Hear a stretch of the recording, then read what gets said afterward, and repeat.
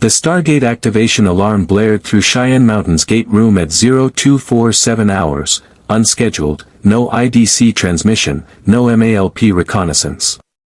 Chevron after chevron locked into place with mechanical precision, each encoded symbol lighting up the control room's displays while Major Samantha Carter's fingers flew across her console. 7 points of origin shouldn't be possible without a DHD on the other side. Someone, something, was dialing in. Iris closed, Carter confirmed, watching the unstable vortex explode outward in its usual violent whoosh before settling into the shimmering event horizon pressed against titanium barrier. No radio contact, no GDO signal. Whatever's trying to come through doesn't have our codes. Colonel Jack O'Neill descended the stairs into the gate room with his characteristic unhurried stride, P90 already in hand. Behind him, Teal'c moved with Jaffa precision, staff weapon armed and ready. Daniel Jackson hurried after them, adjusting his glasses and carrying a translation tablet instead of a weapon, optimistic as always that this might be a communication error rather than a threat. So, O'Neill said, positioning himself behind the reinforced barriers set up for exactly this scenario, do we think this is a, take me to your leader, situation or more of a prepare to be destroyed vibe? The wormhole rippled. Something struck the iris from the other side. Not the usual splatter of matter destroyed at the molecular level, but a heavy impact that resonated through the gate room like a drum. Then another. Something was trying to force its way through solid titanium, and the iris was holding, but the force behind each blow suggested something with considerable strength and absolutely no understanding of physics. Energy spike on the other side, Carter reported, her voice tight with concern. Whatever it is, it's not giving up. Then the pattern changed. Instead of impacts, the sensors registered two distinct objects attempting rematerialization simultaneously. The Iris protocol should have destroyed both instantly, matter meeting barrier at the molecular level meant annihilation. Should have. The first form came through wrong. It bypassed the iris not by force but by existing in a space that shouldn't have been possible, sliding through quantum probability in a way that made Carter's instruments scream contradictions. The creature that materialized in the gate room was something from a world where evolution had taken a nightmare path, 8 feet of chitinous black carapace, too many joints in limbs that ended in blade-length talons, and a head that was mostly jaw. It screamed, a sound that human throats couldn't produce, and the gate room's temperature dropped 15 degrees in an instant. The second form came through properly, stumbling through the event horizon a heartbeat after the creature, and O'Neill's finger moved to his trigger before his brain fully processed what he was seeing. A man, at least humanoid. White hair pulled back, 2 swords crossed on his back, wearing leather armor that looked like it belonged in a medieval fair rather than a gate room. His eyes were the color of amber or old gold, with vertical pupils that caught the light wrong, and his face had the hard lines of someone who'd seen too much and expected worse. The white-haired man took in the situation with a single sweeping glance. The creature already moving toward the nearest SF, the armed soldiers, the massive ring behind him, the walls of a military installation. His hand moved to one of his swords with trained precision, but he didn't draw. Instead, his left hand came up in a gesture that looked almost casual, fingers twisting in a pattern that made the air itself remember how to push. The sign, ARD, though no one in the room knew to call it that, caught the creature mid-leap and hammered it sideways into the gate room wall with concussive force. The impact cracked concrete. The creature shrieked again, already recovering, already turning toward this new threat with predatory focus. Hold your fire. O'Neill commanded, because his people had excellent trigger discipline, but this was rapidly becoming a situation where friendly fire was a real possibility. The SFs maintained their positions, weapons trained on both the creature and the stranger, ready for either threat. The white-haired man drew the sword from his back in a movement too fast to properly follow, not the decorative one with the elaborate crossguard, but the other one, the blade that seemed to drink in light and reflect it back as cold silver. He moved forward with the creature, not away from it, closing distance with something that had half a foot of height and probably twice his mass. His footwork was precise, economical, the movement of someone who'd been trained to kill since childhood and had spent decades perfecting the art. The creature lunged, talons spreading wide enough to disembowel a man. The stranger pivoted inside its reach, sword moving in an upward arc that found the gap where carapace met softer tissue beneath the jaw. Silver bit deep, black ichor spraying across ancient stone floor, and the creature's shriek became a gurgle as it collapsed forward. The stranger was already moving, sword coming around for a second strike that separated the head from the body with brutal efficiency. The gate room fell silent except for the dying hum of the event horizon as the wormhole collapsed behind them. 30 weapons remained trained on the white-haired man as he straightened from his kill, flicking black blood from silver steel with practiced motion before sheathing the blade. He reached up slowly, keeping his hands visible, showing he understood the threat of the automatic weapons pointed at his center mass, and pulled something from around his neck. A medallion of some kind, shaped like a snarling wolf's head. It had been vibrating violently during the fight, now it settled into stillness against his chest. "Lower your weapons," O'Neill said, because the stranger had just killed something that would have torn through his people like tissue paper, and had done it in under 10 seconds with a sword. That deserved at least a conversation before they started shooting. Slowly. The stranger's golden eyes swept across the gate room again, taking in details, cataloging threats and exits with professional assessment. When he spoke, his voice was rough, accented in a way that didn't match any European language in the SGC's database, with an undercurrent of wariness that suggested he expected violence despite the lowered weapons. "That was a kikimora," he said, nodding toward the corpse. "Water spirit, usually. This one had been corrupted by something, portal magic, dimensional bleed. I was tracking it through the continent when it found," he gestured at the Stargate, searching for words. "That. The portal. Went through before I could stop it." "Portal," Daniel repeated, already moving forward with the kind of academic enthusiasm that made O'Neill want to preemptively say, "No, you mean the Stargate? You followed it through without knowing where it led?" The stranger's expression suggested this was obvious. "It's a kikimora. They hunt in packs. If it was corrupted and made it to a populated area, it would kill dozens before someone competent could respond. That's..." He paused, seeming to choose his words carefully. "That's the contract. That's the work." "The work," O'Neill repeated. "And you are?" "Geralt," the stranger said. "Of Rivia. I'm a witcher." Teal'c's staff weapon hadn't moved. "What manner of being is a witcher?" Geralt's lips twitched in something that might have been bitter amusement. "A mutant. A monster hunter. Someone parents threaten their children with when they misbehave."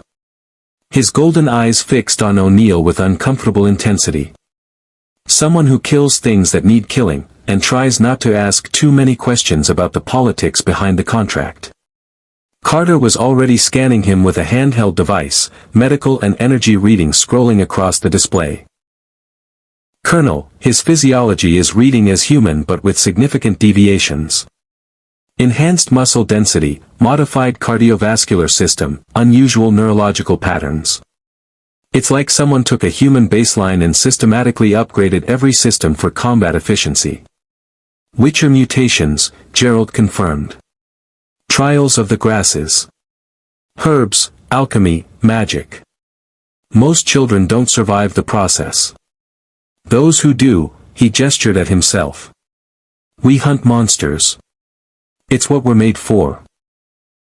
O'Neill studied the man, the Witcher, and the very dead creature on his gate room floor. Behind Geralt, the Stargate stood silent, inactive, offering no explanations for how a medieval monster hunter with a magic sword and apparently supernatural abilities had just appeared from somewhere that wasn't in their database. But the creature was real, its black blood staining the concrete, and Geralt had killed it with the kind of professional competence O'Neill recognized from a lifetime in special forces. "Well, Geralt of Rivia," O'Neill said, slinging his P90 over his shoulder but keeping it ready, "welcome to Earth. Specifically, welcome to the Stargate Command Complex, Cheyenne Mountain, Colorado." And we have a lot of questions, starting with what planet you came from and whether we should expect more of those. What did you call them? Kikimoras, Geralt repeated.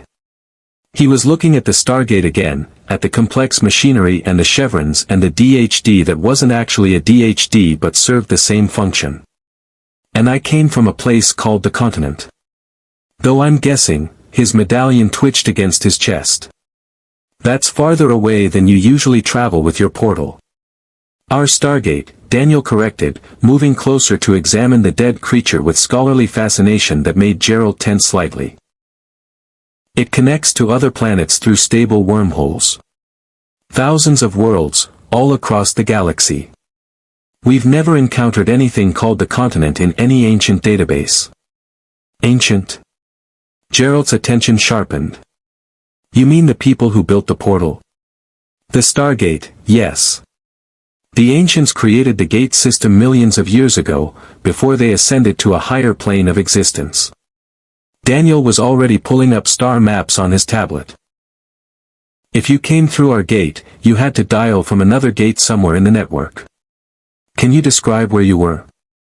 Any landmarks, constellations, technological level of the civilization? Geralt's expression suggested he was rapidly recalculating everything he'd assumed about the universe. There was a structure, he said slowly. Elven. Old magic, old stone. The kikimora was drawn to it, corrupted creatures seek power sources. I followed, and it activated something. A ring of stone with symbols, like yours, but, he shook his head. Different. Older, maybe. The portal opened, the kikimora went through, I followed. An unknown gate, Carter said, exchanging glances with O'Neill.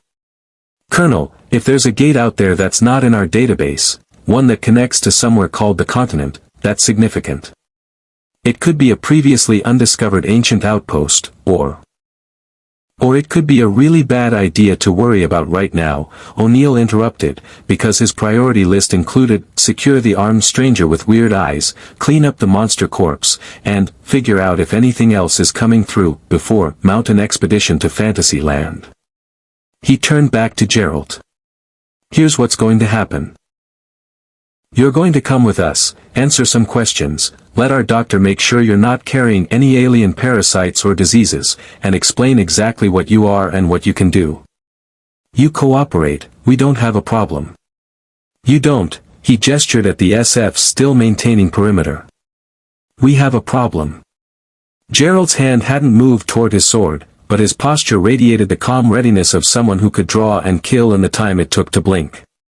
And after your questions? After? O'Neill considered. That depends on your answers. But if you really are what you say, a professional monster hunter, I'm guessing we might be able to find some work for you. He nodded at the kikimora corpse. Turns out the galaxy's full of monsters. Some of them wear human faces. Some of them claim to be gods. And some of them, he smiled without humor, need someone who knows how to kill things that shouldn't exist. Geralt studied O'Neill for a long moment, those inhuman eyes seeming to weigh and measure everything about the man in front of him. Then, slowly, he nodded. I'll answer your questions. But I work on contract. Professional rates. And I choose which monsters I hunt. We can discuss terms, O'Neill said. Because he'd learned a long time ago that the galaxy didn't care about what should or shouldn't be possible, and sometimes the right person for an impossible job was a white-haired mutant with a magic sword who'd literally fallen through a hole in space chasing a nightmare. If you want to see more characters enter different universes, hit that subscribe button and drop the name of a character and the universe you'd want to see them in down in the comments below. Indeed. Behind them, the Stargate remained silent, inactive, keeping its secrets about where exactly Geralt of Rivia had come from and what else might be waiting on the other side. But in Cheyenne Mountain's medical bay, preparations were already underway for a very unusual examination. And in the briefing room, General Hammond was reviewing the security footage with growing concern, watching a man kill a monster with medieval weapons in a facility designed to defend against alien threats with advanced technology. The Witcher had come through the gate. The question was whether Earth was ready for what a Witcher could teach them about monsters, and what they might teach him about the kind of threats that existed among the stars. The medical bay's examination table was standard military issue, cold steel, designed for efficiency rather than comfort. Geralt sat on it with the patience of someone accustomed to being studied like a curiosity, his leather armor removed and folded neatly beside him, leaving him in a shirt that had seen better days and trousers that wouldn't have looked out of place in a Renaissance fair. Dar. Janet Fraser circled him with clinical precision, running scanners that beeped and hummed with readings that made her frown at the display. Heart rate is elevated but steady at 90 beats per minute, she noted, speaking partly to her medical recorder and partly to Carter, who stood nearby with her own set of instruments. That would be concerning in a normal human, but given his physiology, Colonel O'Neill mentioned enhanced mutations. Witcher mutations, Geralt corrected, watching the scanner with wary interest. 2 hearts would be more efficient, but we make do with one that works harder. Blood moves faster, carries more oxygen. Useful when you're fighting something that can tear through steel. Fraser's eyebrows rose. You're serious. I rarely joke, Geralt said flatly. Witchers don't have much sense of humor. Side effect of the mutations, or maybe just the work. O'Neill leaned against the doorframe, arms crossed, watching the examination with the air of someone trying to decide if this was the strangest thing he'd encountered this week. Given his career with the SGC, that was a high bar. So these mutations. Someone did this to you on purpose. The mages of Kaer Morhen, Geralt confirmed. Witcher training begins in childhood. Swordsmanship, monster lore, tracking, alchemy. Then the trials, alchemical mutagens, magical infusions, herbal compounds that rewrite your biology from the inside out. Most candidates die. 70%, maybe more. Those who survive, he held up his hand, showing the faint silvery scars visible along his forearms. We become something else. Faster, stronger, harder to kill. Enhanced senses. Extended lifespan, I'm nearly a century old. Daniel, who'd been examining Geralt's swords with academic fascination, looked up sharply. A century? You're 100 years old. Give or take a decade. Geralt's expression suggested this wasn't particularly remarkable. Witchers age slowly. Side effect of the mutations. We live longer, heal faster, and die harder than normal humans. Makes the work more sustainable. You need decades of experience to know how to kill a fiend or prepare for a contracts against a higher vampire. Higher vampire? Daniel repeated, setting down the silver sword with newfound respect. As in, there are lower vampires. 3 classifications, Geralt said, warming slightly to the academic discussion. Lower vampires are mindless predators, Garkins, Fledders, Alps. Dangerous but relatively simple to kill with the right preparation. Higher vampires are intelligent, powerful, nearly immortal. You can't kill them unless another higher vampire does it. Best you can do is make them decide you're not worth the trouble. Carter's scanner beeped insistently. Colonel, his cellular structure shows signs of extensive genetic modification. Not just enhancement, this is systematic restructuring at the molecular level. Whoever performed these mutations understood genetic engineering at a level that rivals ancient technology. Magic, Geralt corrected. The mages who created the Witcher mutations didn't think of it as genetics. They thought of it as transformation, alchemy, binding power to flesh. But, he studied Carter's equipment with growing interest. Maybe you're right. Maybe magic and your science are describing the same thing from different angles.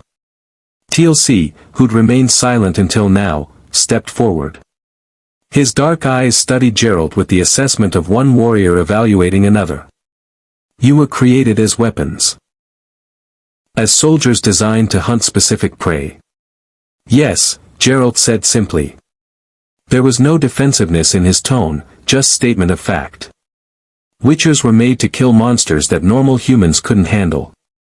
We're tools. Useful tools, most of the time. Feared tools, all the time. People need us, but they don't want us around once the contract's done. The Jaffa were also created to serve a purpose, Teal'c said quietly. We bore gold larvae in our bodies, sustained them, served the system lords who claimed to be gods. We were slaves who believed our slavery was divine purpose. His expression held something that might have been respect. You were given no choice in your creation. Yet you chose what to do with what you became. Geralt's golden eyes met Teal'c's, and something passed between them, recognition, perhaps, of shared experience. The trials killed most of my friends, he said. The ones who survived learned quickly that destiny and purpose are words people use when they want to control you. I hunt monsters because I'm good at it and because someone has to. Not because I was made to. Fraser's scanner chimed with a new reading. Dr. Jackson, you're going to want to see this. His blood, Major Carter, are you seeing what I'm seeing? Carter moved closer, her own instruments focusing on the blood sample Fraser had drawn. Metallic compounds. Trace elements of silver, sulfur, complex organic molecules that don't match anything in our database. It's like his blood is a delivery system for alchemical compounds. Witcher potions, Geralt explained. We brew them from monster parts, herbs, alcohol. They enhance our abilities temporarily, speed, strength, night vision, resistance to toxins. But they're toxic themselves.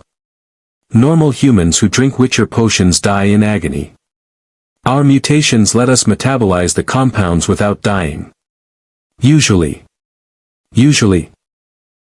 O'Neill's tone suggested this was exactly the kind of qualified statement that concerned him. Geralt shrugged. Every potion has side effects. Black blood makes your blood poisonous, useful when fighting vampires, since they tend to bite. Blizzard accelerates your reflexes but puts massive strain on your heart. Cat lets you see in absolute darkness but turns your eyes solid black. You learn to balance effectiveness against toxicity. Overdose, and even a Witcher's metabolism fails. Daniel had moved to examining the medallion Geralt had placed beside his armor. This vibrated during the fight. And you said it reacts to magic? Witcher medallion, Geralt confirmed. Shaped like the symbol of whatever school trained you, mine's the Wolf School, Kaer Morhen. It vibrates in the presence of magic, dimensional instability, active enchantments. Saved my life more times than I can count, magical traps, illusions, cursed objects. It warned me when the kikimora found the portal structure. And it's been vibrating constantly since you arrived here, Daniel observed, watching the medallion twitch against the metal tray. Geralt's expression tightened.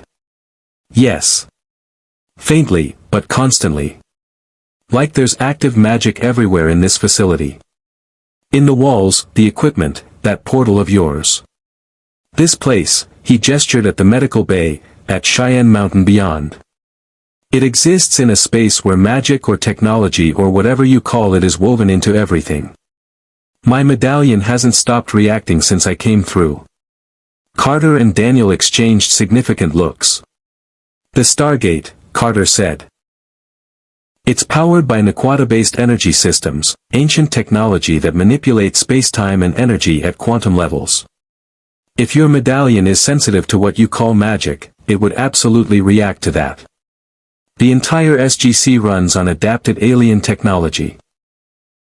Which means, O'Neill said, pushing off from the doorframe and moving into the room properly, we need to talk about exactly what you can do, how these mutations of yours work, and whether you're going to set off every alarm we have every time you walk past an Aquata reactor.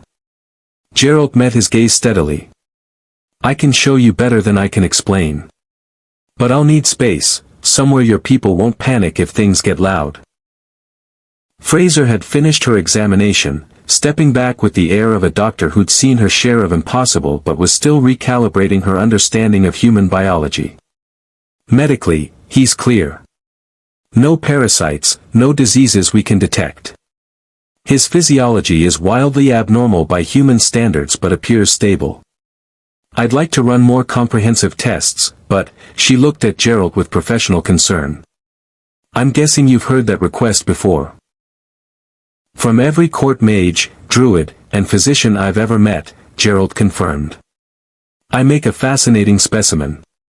The answer is the same as always, run your tests if they help you understand the threat assessment, but I'm not a research subject. I'm a professional, and I have work to do.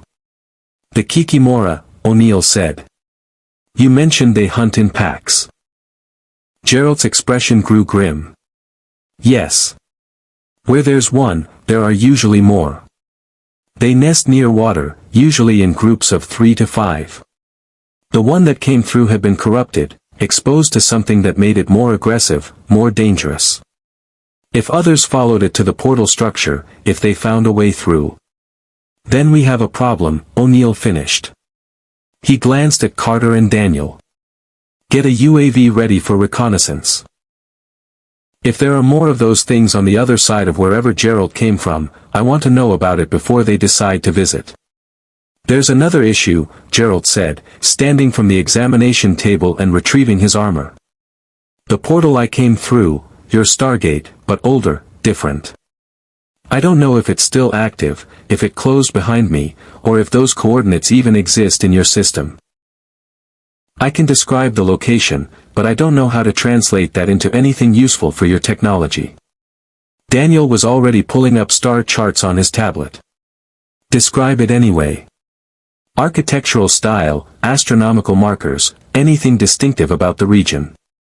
The ancient seated gates across multiple galaxies. If there's an unknown gate out there, one that connects to a world we've never catalogued. It means someone built a gate we don't know about, Carter finished, or there's a gap in our database large enough to hide an entire civilization. Geralt pulled his armor back on with practiced efficiency, buckling straps and checking movement with the automatic precision of someone who'd done this 10,000 times. The structure was elven. Built before humans came to the continent, during the age when elder races ruled. All sharp angles and flowing curves, white stone that never weathered, covered in vines and magic that made the air taste like copper and ozone. Sounds ancient, Daniel said, excitement creeping into his voice.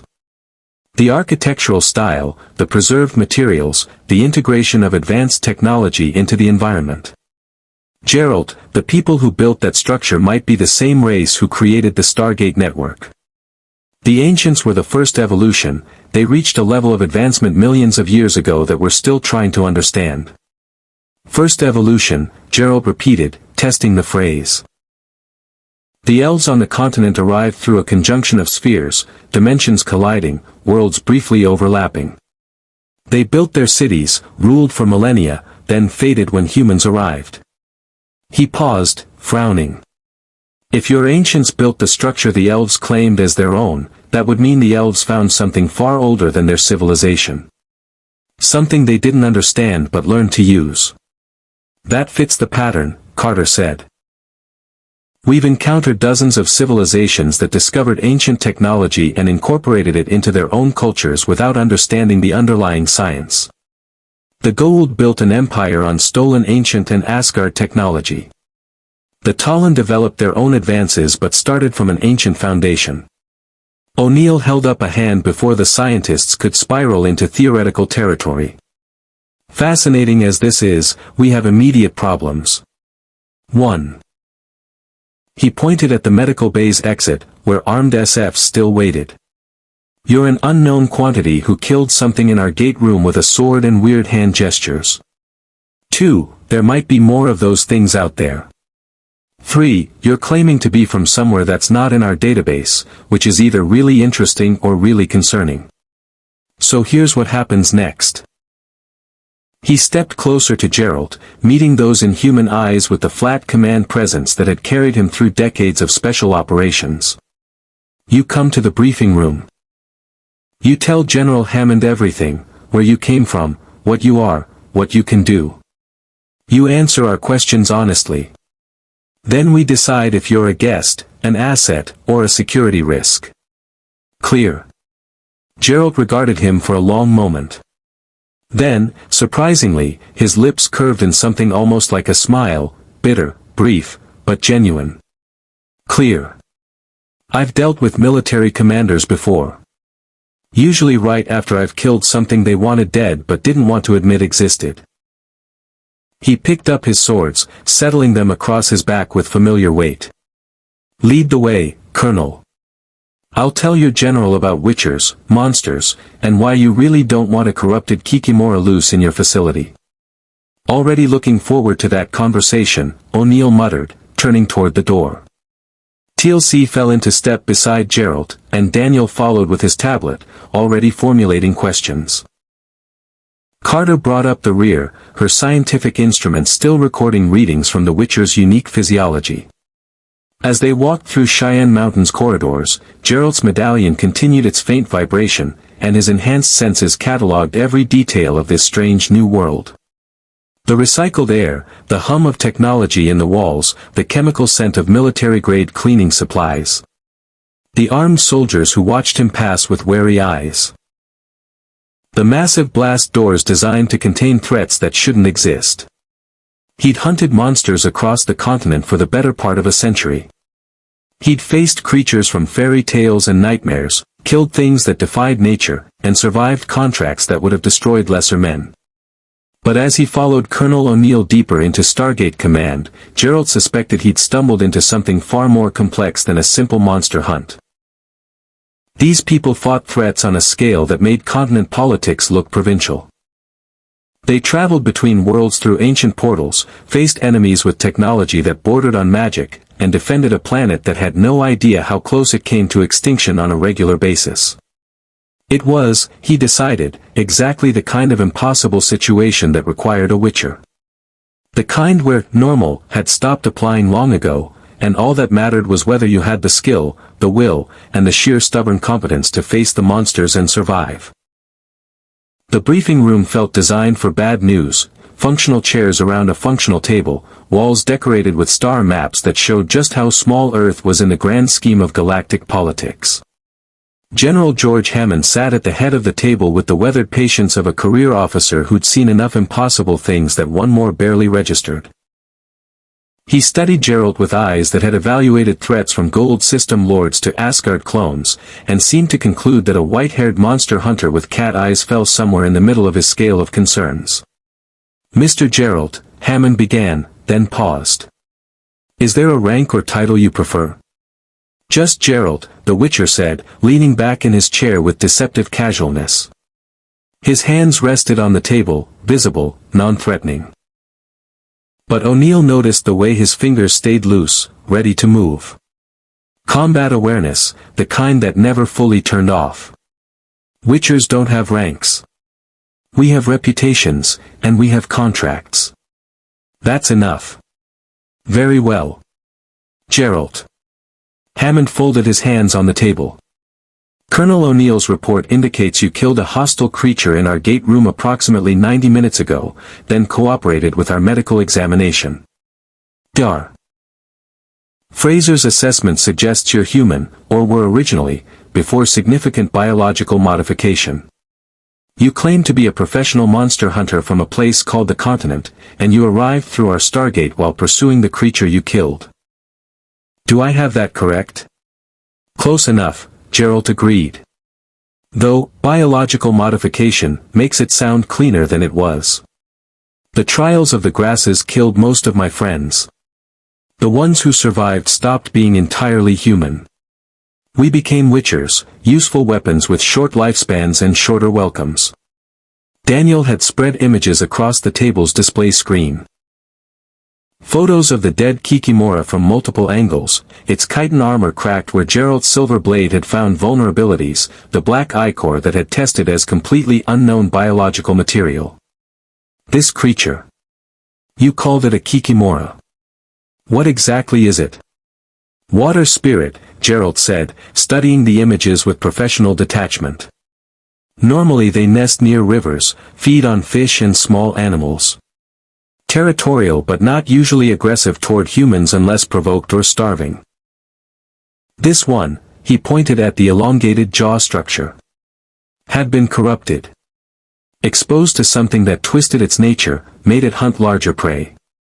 The kind of corruption that happens near dimensional rifts, cursed ground, or when someone deliberately poisons an area with dark magic. Dark magic, O'Neill repeated with the tone of someone adding another impossible thing to an already long list. Right. Because apparently regular magic wasn't enough of a problem. Geralt's expression suggested O'Neill wasn't the first skeptic he'd dealt with. Call it whatever helps you sleep. Magic, dimensional energy, quantum manipulation, the labels change, but the effect is the same. There are forces in the universe that can twist living things into something wrong. I've seen villages where every animal turned rabid overnight because some idiot nobleman tried to harness power he didn't understand. I've tracked drowners that evolved from men who drowned in cursed water. The kikimora you saw was dying, the corruption was consuming it from inside. It would have killed everything it encountered until something killed it first. Carter had pulled up the energy readings from the gate activation. The wormhole that brought you here shows anomalous patterns. Standard Stargate travel creates a stable event horizon with predictable energy signatures.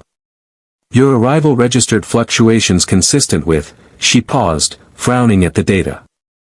Multiple dimensional intersections. Like the wormhole briefly connected to somewhere that existed in more than 3 spatial dimensions. The conjunction of the spheres, Geralt said quietly.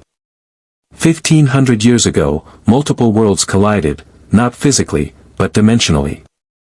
Barriers between realities thinned.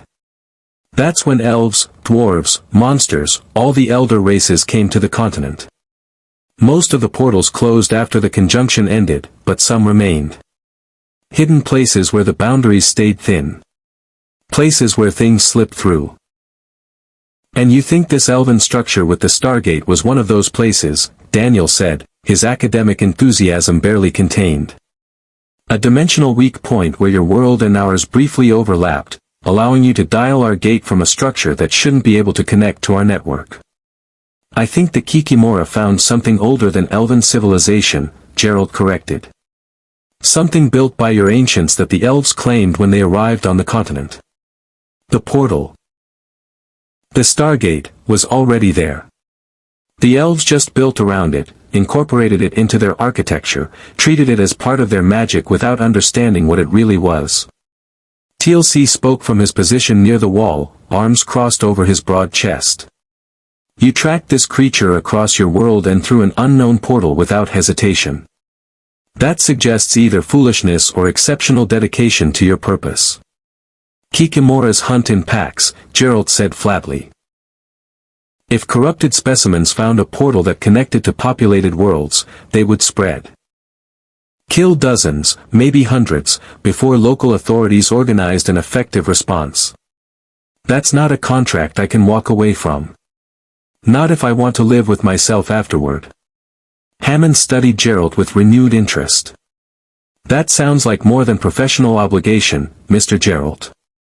That sounds like conscience.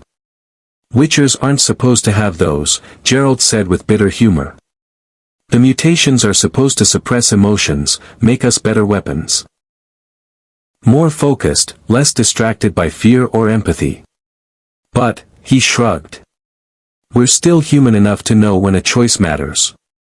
Still human enough to regret the easy ones. O'Neill leaned forward, elbows on the table.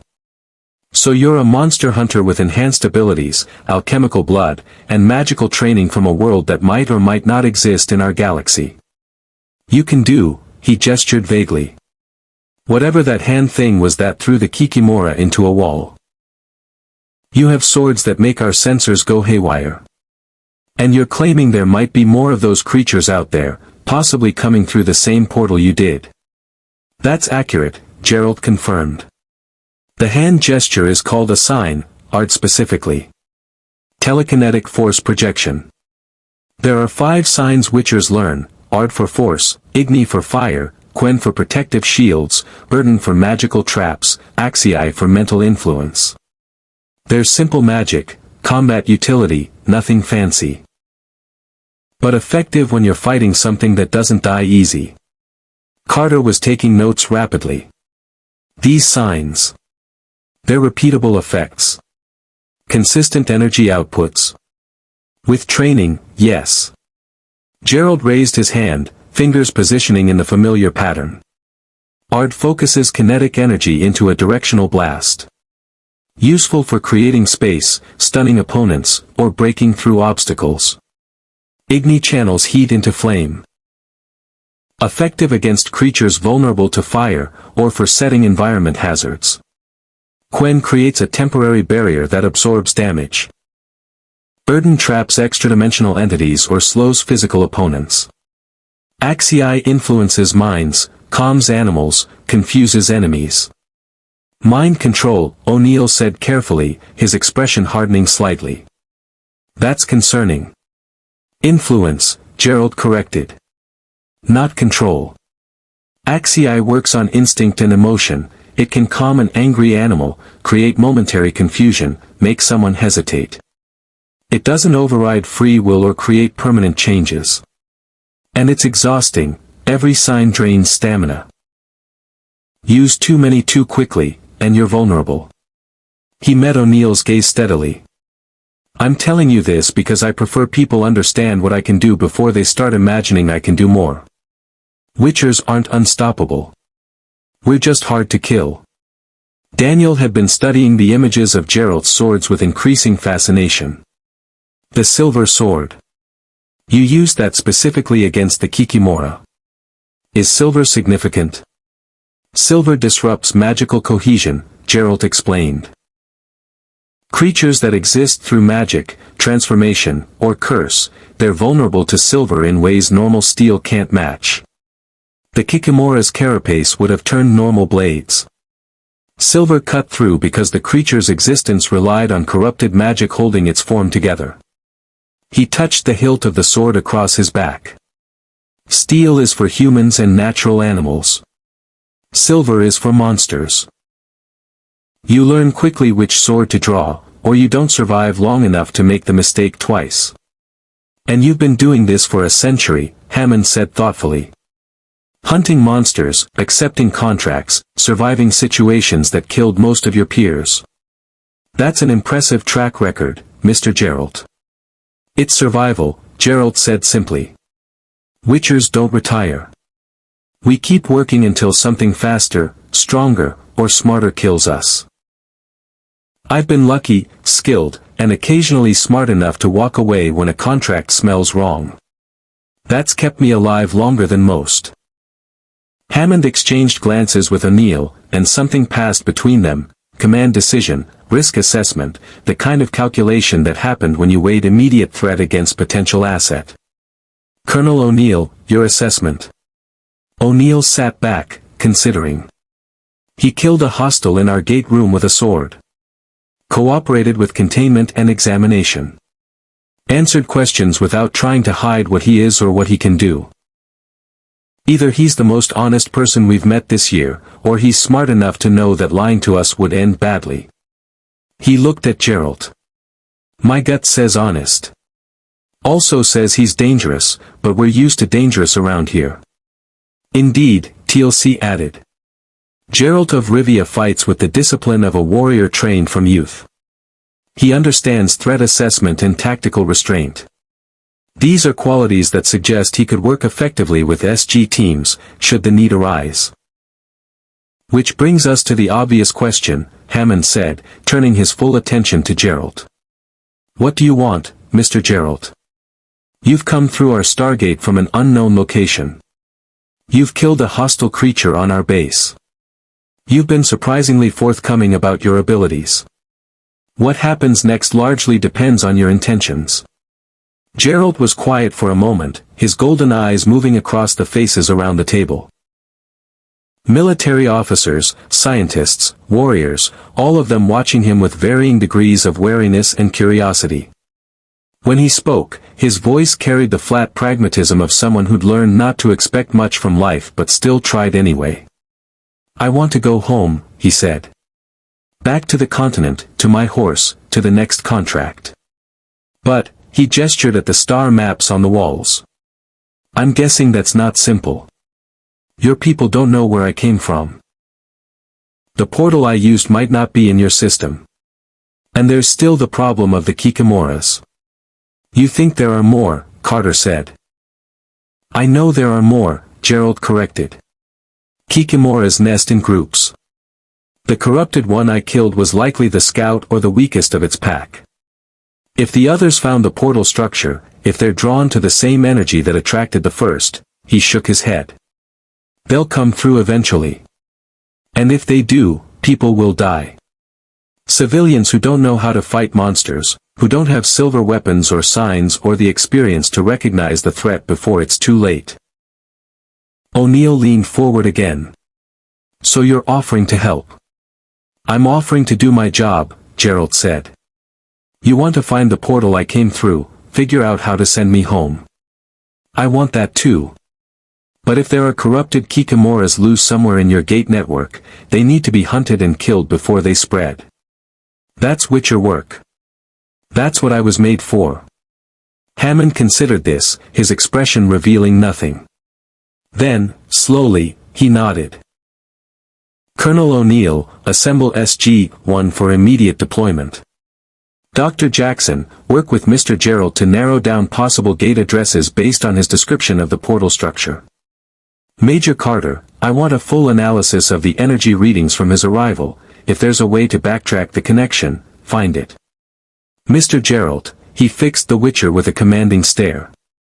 You'll accompany SG-1 through the gate. Consider this a field evaluation. You help us assess potential threats, we help you find your way home. Understood? Understood, Gerald said, and if he felt any concern about stepping back through the Stargate into unknown danger, it didn't show on his face. O'Neill stood, already mentally running through mission prep protocols. Welcome to SG-1, Gerald. Try not to kill anything that we're currently allied with. The list changes frequently, so when in doubt, ask first, stab later. That's usually good advice, Gerald agreed, rising from his chair. His medallion twitched against his chest as he moved, responding to the ambient ancient technology woven through Cheyenne Mountain's walls. Somewhere in the gate network, corrupted kikimoras were hunting. And for the first time in SGC's operational history, they had a Witcher ready to hunt them back. The planet designated P4X-639 materialized through the event horizon in the usual rush of compressed sensation. Atoms scattered and reassembled, consciousness briefly touching the quantum foam between origin and destination. Gerald stumbled slightly as he emerged on the other side, one hand bracing against the DHD while his enhanced physiology adjusted to gate travel in ways evolution had never prepared for. His medallion vibrated violently against his chest, and for a disorienting moment, every sense screamed contradictory information about where he was and whether the space around him was stable. First time's always rough, O'Neill said, already scanning their surroundings with his P90 raised. You get used to it. Eventually. Maybe. Reassuring, Gerald muttered, forcing his breathing steady and his eyes to focus. They'd emerged on a stone platform surrounded by dense forest, trees with bark that shimmered faintly purple in the twilight, vegetation that rustled with sounds that weren't quite wind. Two moons hung low on the horizon, one silver and one pale amber, casting overlapping shadows that made depth perception unreliable. The air tasted of copper and ozone, familiar sensations that made his Witcher instincts prickle with warning. Carter was already taking readings with her handheld scanner. Atmosphere is breathable, slightly higher oxygen content than Earth. Gravity is 0.97 Earth normal. Temperature is comfortable. No immediate signs of Goa'uld presence, no Naquadah signatures beyond the Stargate itself. No advanced civilization detected, Daniel added, consulting his own instruments while studying the Stargate's address symbols. But the local population reported demons from the night attacking their villages 3 weeks ago. Multiple casualties, survivors describing creatures that hunt in water and drag victims away. Kikimoras, Gerald said with certainty, kneeling to examine the ground near the gate platform. His enhanced vision picked out details invisible to normal humans, disturbed soil patterns, claw marks scored deep into ancient stone, traces of the same black ichor that had stained the SGC gate room. They've been here. Multiple specimens, hunting together. He touched one of the claw marks, felt the residual energy that clung to it. Recently. Within the last few days. Teal'c moved to the platform's edge, staff weapon ready, scanning the forest perimeter with Jaffa-trained vigilance. How many creatures do you estimate? Geralt studied the tracks, the displacement patterns, the way vegetation had been disturbed by something large moving through underbrush. 4, maybe 5. Adult kikimoras, all showing signs of corruption. They're coordinating, which means they're not completely mindless yet. That makes them more dangerous. Great, O'Neill said. So we've got a pack of your water demons who are smart enough to work together but crazy enough to attack villages. Any good news you want to share? They're nocturnal hunters, Geralt offered, glancing at the twin moons. They'll nest somewhere near water during daylight, become active after dark. If we find their nest before nightfall, we can engage them on our terms. Fight them in their den before they scatter to hunt. And if we don't find the nest? Carter asked. Geralt's expression was grim. Then they find us after dark, in terrain they know better than we do, with numerical advantage and the element of surprise. I've fought kikimoras before. They're ambush predators. They'll separate us, drag victims into water, drown them or tear them apart below the surface. Fighting them in open water is suicide. Daniel had pulled up the mission briefing on his tablet. The local village is approximately 2 kilometers south of the gate. Population of maybe 300, pre-industrial technology level. They've lost 17 people to these attacks over the past 3 weeks. The village elder who contacted us through an old communication device said the demons come from the old ruins near the sacred pool. Sacred pool, Geralt repeated. That's where they'll nest. Kikimoras are drawn to places with ambient magic or dimensional instability. If there's an ancient structure near water, that's perfect habitat. O'Neill checked his watch. We've got maybe 4 hours of daylight left, local time. Can we reach these ruins, clear out the nest, and get back to the gate before dark? Depends on the terrain and how many of them are actually there, Geralt said, already moving toward the forest edge. His Witcher senses extended outward, cataloging sounds and scents invisible to his companions. Running water, approximately 1 kilometer southeast. Chemical traces in the air that suggested decaying organic matter, old kills, feeding grounds. Something else, fainter but familiar, the metallic tang of corrupted magic, dimensional bleed, the same wrongness that had driven the first kikimora to the portal. They moved through the forest in tactical formation, O'Neill on point with Geralt slightly ahead and to the right, using his enhanced senses to detect threats before visual contact. Teal'c brought up the rear, staff weapon tracking potential ambush angles. Carter and Daniel stayed center, instruments recording data while maintaining combat readiness. The forest felt wrong in ways Geralt recognized from a century of hunting monsters. The silence was too complete. No bird calls, no insect sounds, no small animals rustling through underbrush. Predators created dead zones around their territory, areas where everything with survival instincts learned to avoid. The purple-barked trees showed claw marks where something had marked territory, and the undergrowth displayed the kind of damage that came from large creatures moving without concern for stealth. We're in their hunting ground, Geralt said quietly, his hand resting on the hilt of his silver sword. They know we're here. Can they smell us? O'Neill asked, his voice equally low. Probably. Kikimoras have excellent olfactory senses, especially near water. They're tracking us the same way I'm tracking them, scent, sound, disturbance patterns.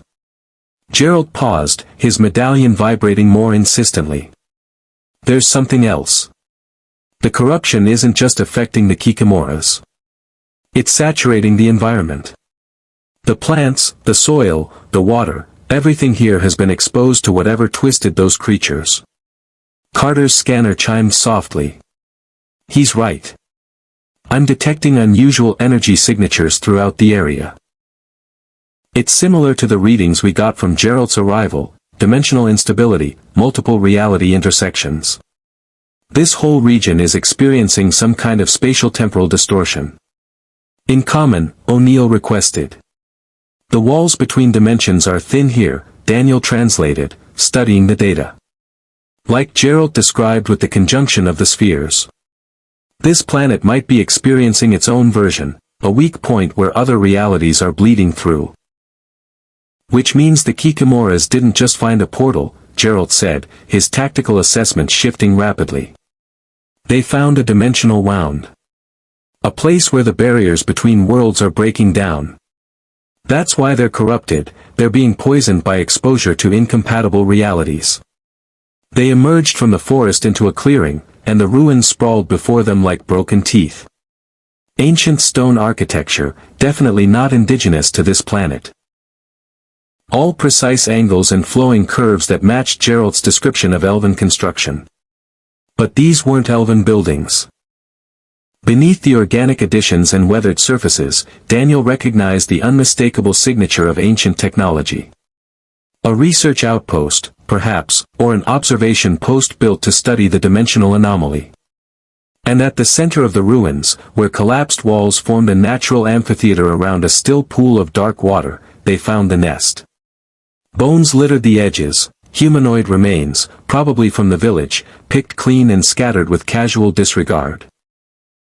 The water itself was wrong, too dark, too still, with an oily sheen that reflected the twin moons with nauseating distortion. For massive shapes lay partially submerged, chitinous armor glistening wet, too many joints in limbs that ended in blade-length talons. For visible, Teal'c observed quietly.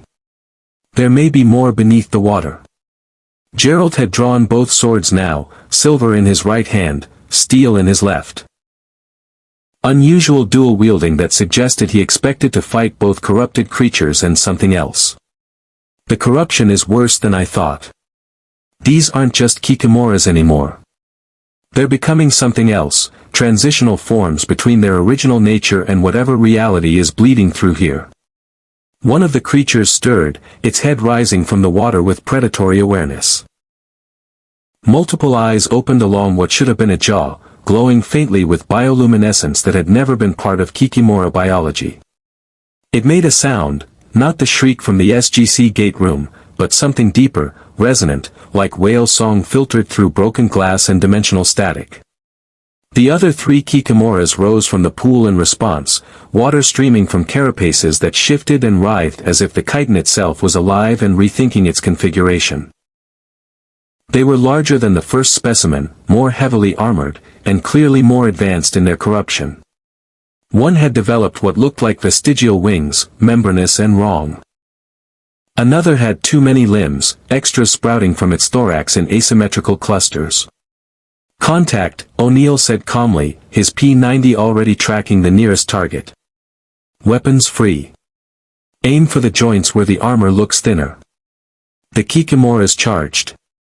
Geralt moved first, art blasting from his left hand in a telekinetic shockwave that caught the lead creature and hurled it sideways into ancient stonework. The impact cracked both chitin and architecture. He followed immediately, silver sword leading in an upward slash that found the gap between head and thorax, black ichor spraying across ruins that had stood for millions of years.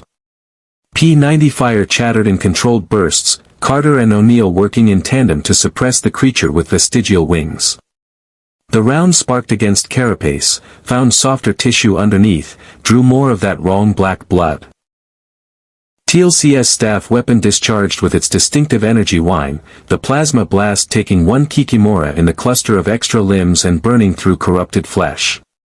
But there were more.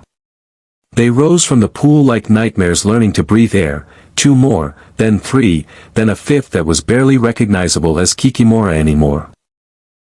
This one had undergone complete transformation, its body elongated and serpentine, multiple heads sprouting from a central mass that pulsed with the same dimensional distortion that saturated the ruins. "That's not a kikimora," Geralt said, his professional assessment cold and certain. "That's something else wearing its corpse." The multi-headed horror screamed with voices that existed in frequencies human ears weren't meant to process. The sound hit like physical force, and Geralt felt blood trickle from his nose as his enhanced senses overloaded trying to interpret the dimensional noise. Then the real fight began. Geralt's Quen shield flared golden as the multi-headed abomination lunged, its reality-twisted mass moving with speed that defied its size. Talons scraped against magical barrier with sounds like tearing metal, and the impact drove Geralt backward across slick stone. The shield held for 3 heartbeats, then shattered in cascading sparks that left his arms numb and his stamina reserves depleted by a third.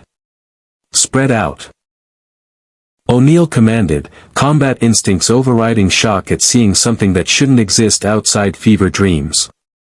"Don't let it focus on one target." The SG-1 team scattered with practiced coordination. Carter rolled left, P-90 firing controlled bursts at the serpentine body's underbelly where corrupted flesh showed between chitin plates. Teal'c moved right, staff weapon discharging plasma that seared through one of the creature's multiple heads. The head screamed, thrashed, but 2 more sprouted from the burning stump like Hydra mythology made flesh and dimensional horror. "Cutting them makes more," Daniel shouted from behind cover, his sidearm firing with academic precision at a standard kikimora attempting to flank their position. "Geralt, how do we kill it?" "Fire." Geralt called back, already moving, silver sword deflecting a strike from the nearest standard kikimora while his left hand traced Igni's pattern. Flame burst from his palm, caught the corrupted creature full in its mass of heads, and the effect was immediate and catastrophic. The dimensional wrongness that held the abomination together couldn't survive sustained heat, flesh boiled, chitin cracked, and the screaming intensified as reality itself tried to reject what the creature had become. But there were still 4 standard kikimoras, and they'd learned from watching their transformed packmate die. They spread out, circling, using the ruins for cover and the failing light to mask their movements. Geralt's enhanced night vision tracked them easily, but his human companions had seconds at most before the creatures exploited the growing shadows. "Carter, thermite grenades if you have them." Geralt pivoted, steel sword coming up to block a strike from behind, the impact jarring his shoulders. The kikimora that had attacked was fast, coordinated, using the momentary distraction to press advantage. Its jaws gaped wide enough to bite a man in half. Geralt's Ard blast caught it point blank, the telekinetic force not just pushing but crushing, driving the creature backward and down into the dark pool. It hit water with a massive splash, disappeared beneath the oily surface, and Geralt knew with absolute certainty it would emerge somewhere unexpected in the next 30 seconds. Carter had her grenades out, priming them with swift efficiency. "Thermite burns at 4,000 degrees. Clear the blast radius." She hurled 2 grenades toward the burning abomination, and O'Neill added a third for good measure. The devices detonated in sequential white-hot fury, and the creature's screams became something beyond sound, dimensional feedback, reality asserting itself against an impossibility that had existed too long in the wrong universe. When the light faded, nothing remained but scorched stone and the acrid smell of burned meat and ozone. 3 contacts still active, Teal'c reported, his staff weapon tracking movement through the ruins. 2 flanking from the east, 1 submerged in the pool. Geralt was already moving toward the pool, both swords ready.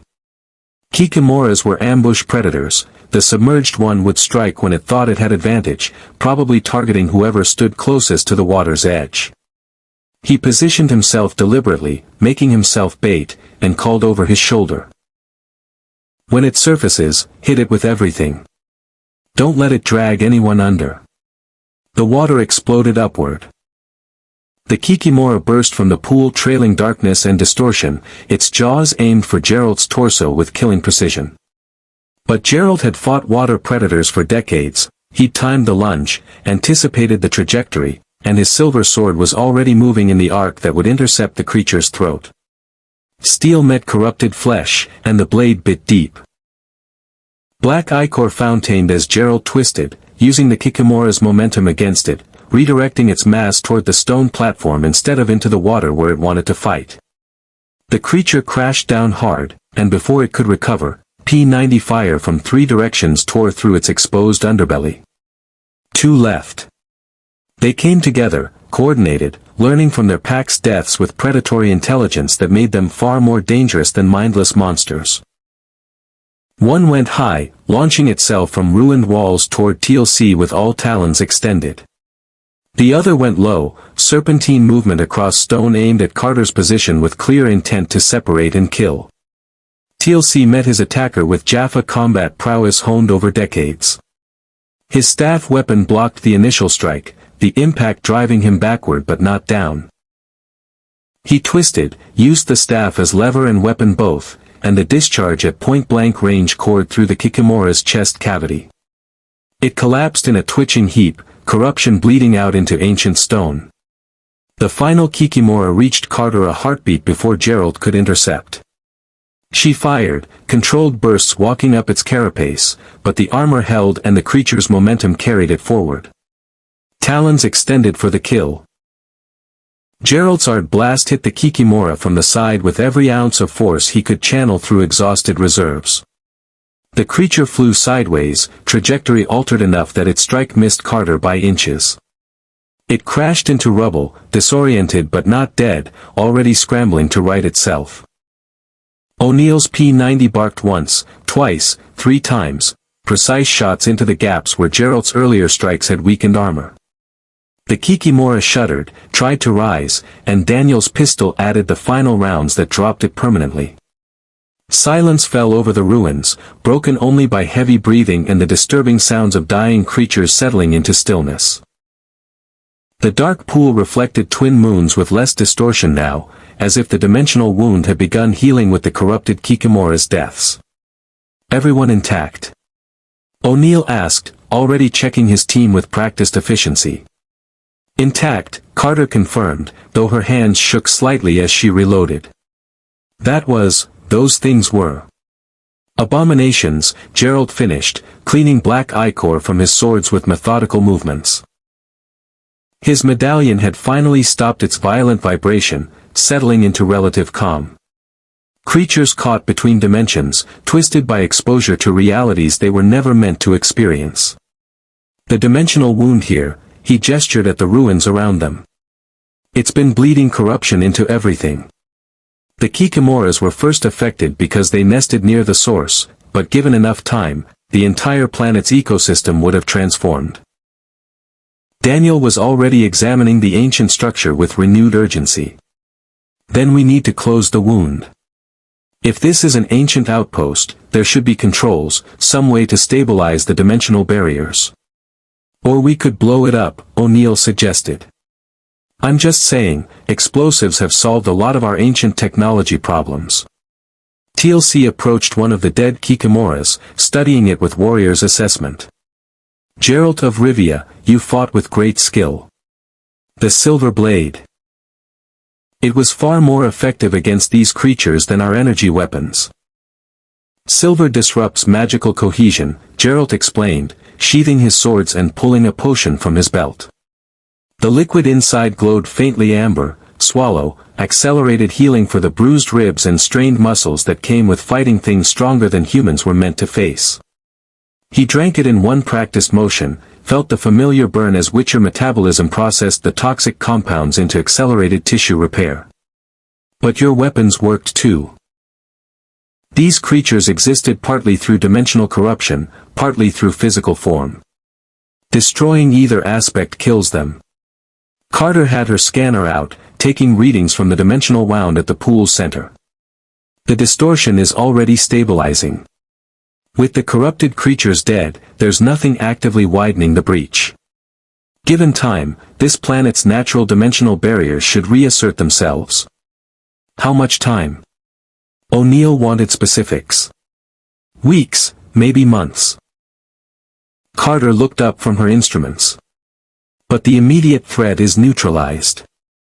No more creatures should be able to come through, and the existing corruption will fade as the wound heals.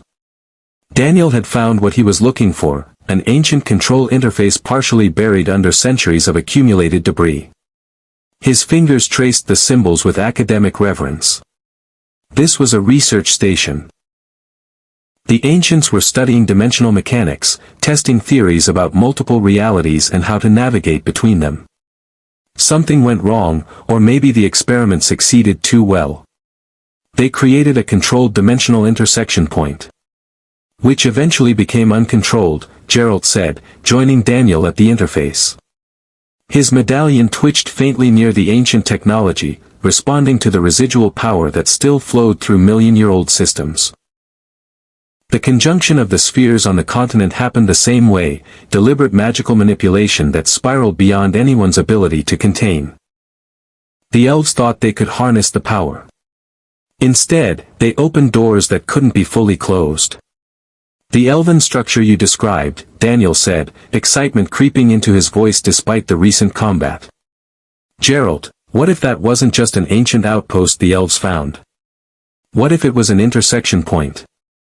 A place where your world and this dimensional network overlap, where the ancients' experiments created a bridge between the Stargate system and the continent?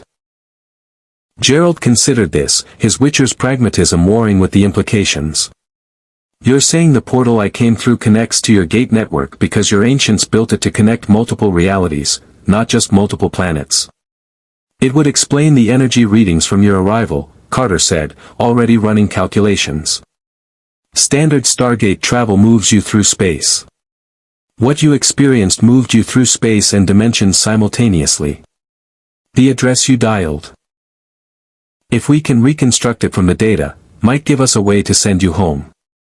First we need to make sure home is still there, O'Neill interjected, practical as always. Geralt, you said kikimoras hunt in packs. We killed 5 here, plus the one at the SGC. Is that all of them? Geralt walked to the pool's edge, studying the water with enhanced senses. The corruption had faded significantly, but traces remained. Scent markers, territorial signs, the lingering evidence of creatures that had nested here for weeks. This was the primary nest. All the adults were here. But kikimoras lay eggs. If there are juveniles. A splash from deeper in the pool cut him off. Something small emerged from the dark water, not attack, but curiosity. A juvenile kikimora, perhaps a quarter the size of the adults, its carapace still soft and underdeveloped. It had the same too many joints, the same blade talons, but its eyes held intelligence without madness. No corruption yet, just a young predator investigating the sudden silence where its pack had been. 4 weapons trained on it instantly. Wait, Geralt said, his voice cutting through the tension. He studied the juvenile, noted the lack of dimensional distortion, the absence of corruption markers that had twisted the adults. It's clean. Born after its parents were corrupted, or young enough that the dimensional bleed hasn't affected it yet. It's still a monster, O'Neill said, but his finger wasn't on the trigger. It's a juvenile predator in its natural habitat, Geralt corrected. Kikimoras are dangerous to humans, yes. But they're part of their ecosystem. They control populations of other species, maintain balance. This one, he watched the juvenile retreat slowly back into the pool, survival instincts telling it that the strange creatures who'd killed its pack were threats to avoid. It'll grow, hunt, probably avoid human settlements after learning what happened here. It's a monster, Colonel. But not all monsters need killing. O'Neill studied Geralt for a long moment, and something passed between them, understanding, perhaps, or recognition that the universe contained more moral complexity than military objectives usually allowed for. Your call, Witcher. You're the expert on monsters. Geralt nodded slowly, watching the juvenile disappear beneath the dark water. Let it live. It's not corrupted, not a threat unless humans encroach on its territory. The villagers will need to stay away from these ruins, treat this as forbidden ground. But that's survivable. That's coexistence. Teal'c shouldered his staff weapon. A warrior who knows when not to kill is wiser than one who knows only combat. They left the ruins as twin moons climbed higher, casting silver and amber light across ancient stones and newly dead monsters. The dimensional wound would heal. The surviving kikimora would live or die by natural selection. And somewhere in the Stargate network's vast database, there might be coordinates that could send a Witcher home. But as they walked back through the forest toward the gate, Geralt couldn't shake the growing suspicion that home might be more complicated than dialing an address and stepping through a portal. The continent existed somewhere between dimensions, connected to this network through ancient experiments that had outlasted their creators. Going back might mean understanding dimensional mechanics that even the ancients hadn't fully controlled. It meant accepting that some paths led forward, not back. And some contracts couldn't be completed with a simple kill. The village of Teal'c sprawled across a hillside 2 kilometers south of the ruins, its structures built from local timber and clay with the practical efficiency of people who understood their environment and respected its dangers. Smoke rose from evening cook fires as SG-1 approached, and the villagers emerged from homes with the cautious hope of those who'd lived under threat too long to celebrate prematurely. The village elder, a woman named Shira with gray-streaked hair and hands scarred from decades of labor, met them at the communal square. Her eyes widened when she saw the black ichor staining Geralt's armor and the weapons the others carried, then settled into weary relief. The demons? She asked in accented English learned from previous SGC contact. They are dead. Dead, O'Neill confirmed. The nest is destroyed. You shouldn't have any more attacks, but I'd recommend staying away from the old ruins. Treat them as forbidden ground, there's still residual energy there that could be dangerous. Shira's relief was palpable, her shoulders sagging as tension bled away. 17 of our people. 17 taken in the night, dragged to the water, never seen again. The gods brought you to answer our prayers. Not gods, Daniel said gently, the correction automatic after years of fighting gold false divinity. Just people trying to help. The creatures were affected by something beyond your control, dimensional instability from ancient technology. It's over now. But Geralt had noticed something the others hadn't, the way several villagers watched him with expressions that mixed fear with recognition. Not of him specifically, but of what he represented.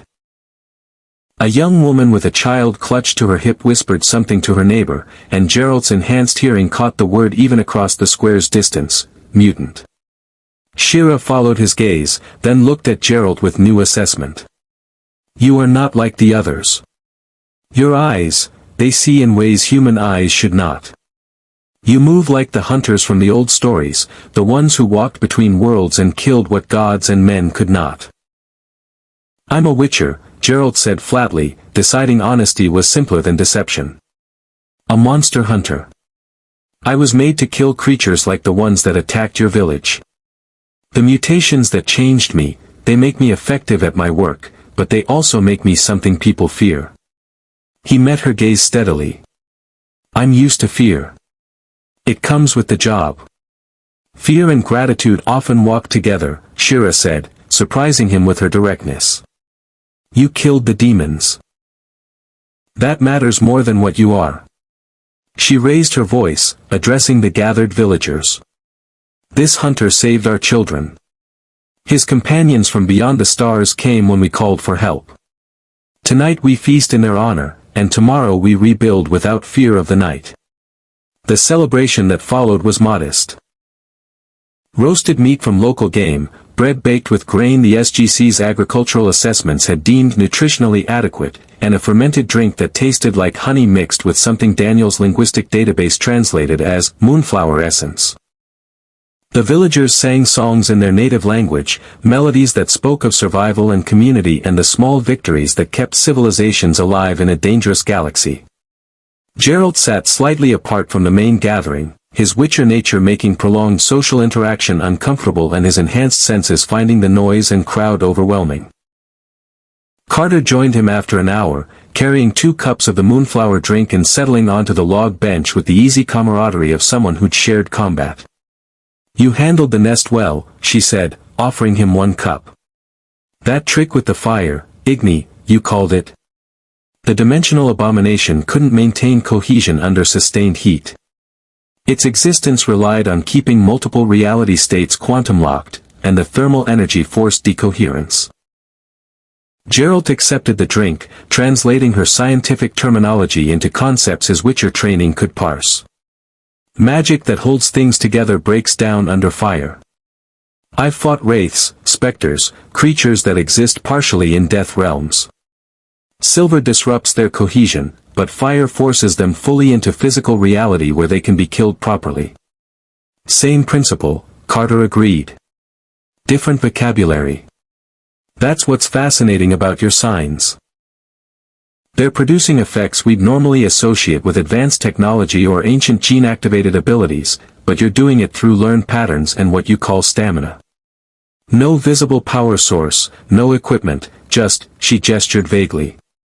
Directed will and biological adaptation. The trials of the grasses changed more than just muscles and reflexes, Geralt explained. They open channels in our bodies for magic to flow. Signs are simple patterns. Any mage could do more impressive displays. But witchers need combat utility over spectacle.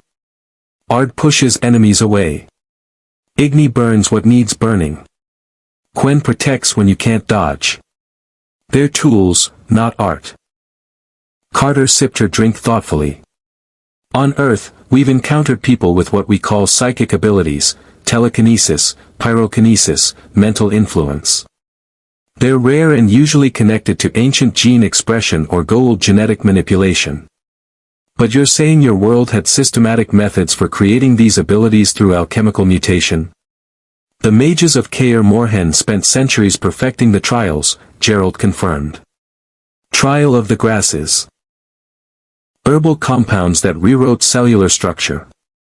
Trial of dreams, psychological conditioning through magically induced nightmares. Trial of the medallion, binding Witcher senses to magical detection. Most candidates died during the grasses. More died in the dreams. Those who survived both became Witchers, but, his expression darkened. The price was high. Emotions suppressed, fertility destroyed, humanity traded for effectiveness. Genetic engineering for combat purposes, Carter said quietly. We've seen that before. The Goa'uld created the Jaffa to serve as incubators and warriors. The ancients experimented with human enhancement. Even on Earth, there have been, she paused, choosing words carefully.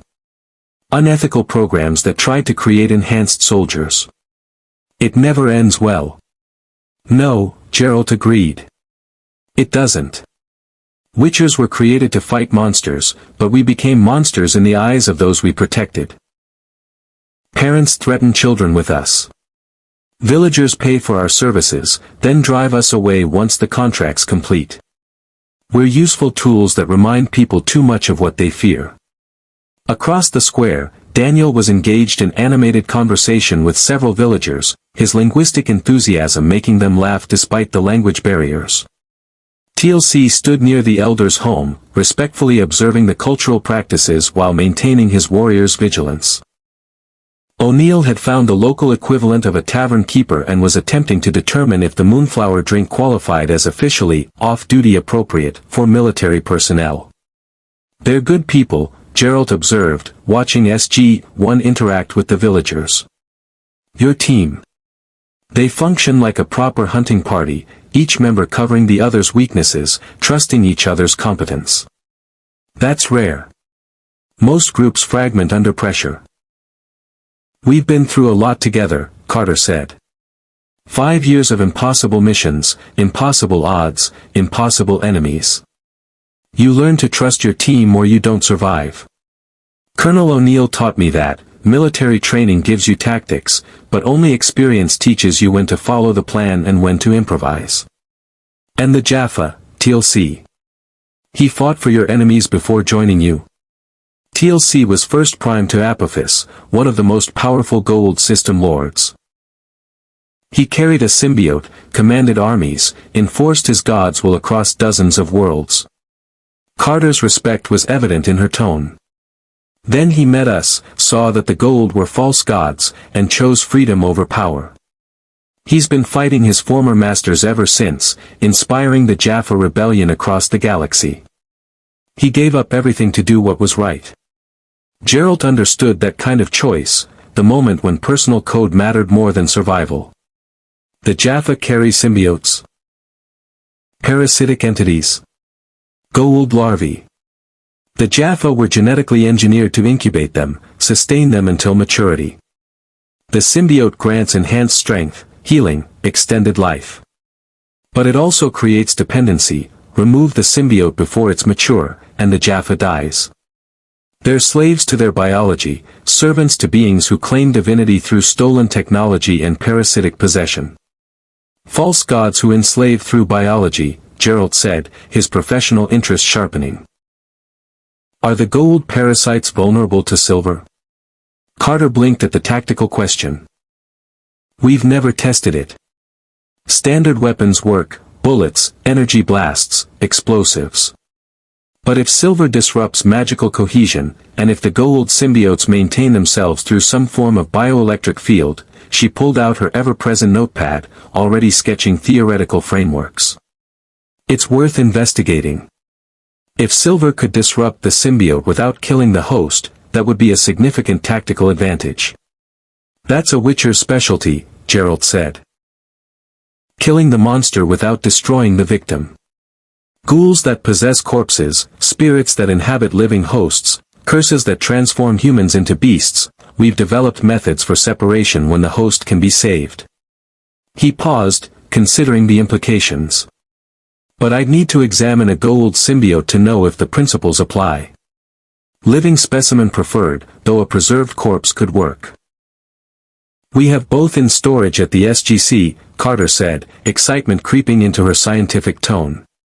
Multiple goa'uld specimens from various system lords, preserved Jaffa symbiotes at different maturation stages, even some Teal'c samples for comparison. If you're willing to consult, our xenobiology department would be thrilled. Professional rates apply, Geralt interrupted, his expression suggesting he'd learned long ago to establish payment terms before people started expecting free expertise. I'm a contractor, not a research subject or unpaid consultant. You want my knowledge about monsters, parasites, and how to kill things that shouldn't exist. That's Witcher work, and Witcher work costs coin. Carter's smile suggested she'd expected this. General Hammond authorized payment for contracted specialists. We can discuss rates, but, she gestured at the village celebration around them. You just saved 300 people from dimensional horrors using medieval weapons and magic hand gestures. I think the SGC can afford your consulting fees. Good, Geralt said, draining his cup. The moonflower drink was stronger than it tasted, warming his enhanced metabolism in ways that suggested fermentation processes significantly more complex than standard alcohol. Because I have a feeling your galaxy has more monsters than mine ever did. Different classifications, maybe, aliens instead of curses, technology instead of magic, but monsters nonetheless. You're not wrong, Carter admitted.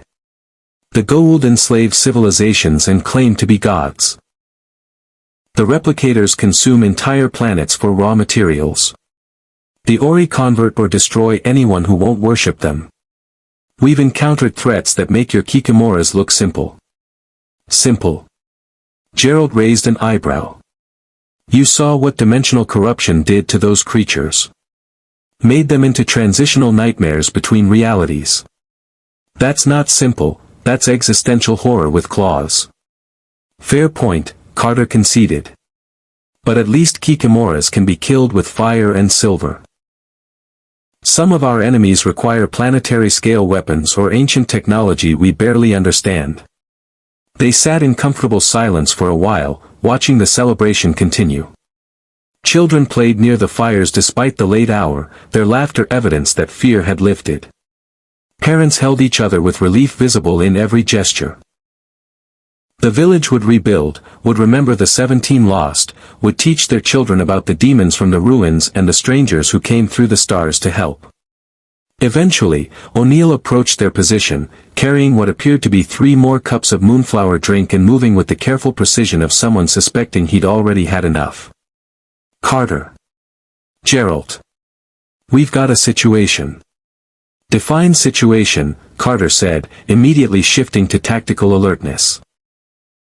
The good kind, actually. O'Neill offered them the drinks, then gestured toward Daniel, who was hurrying across the square with his tablet held triumphantly. Daniel found something. Apparently the village elder has records. Oral histories passed down through generations, about star travelers who visited this planet centuries ago. And, he paused for effect.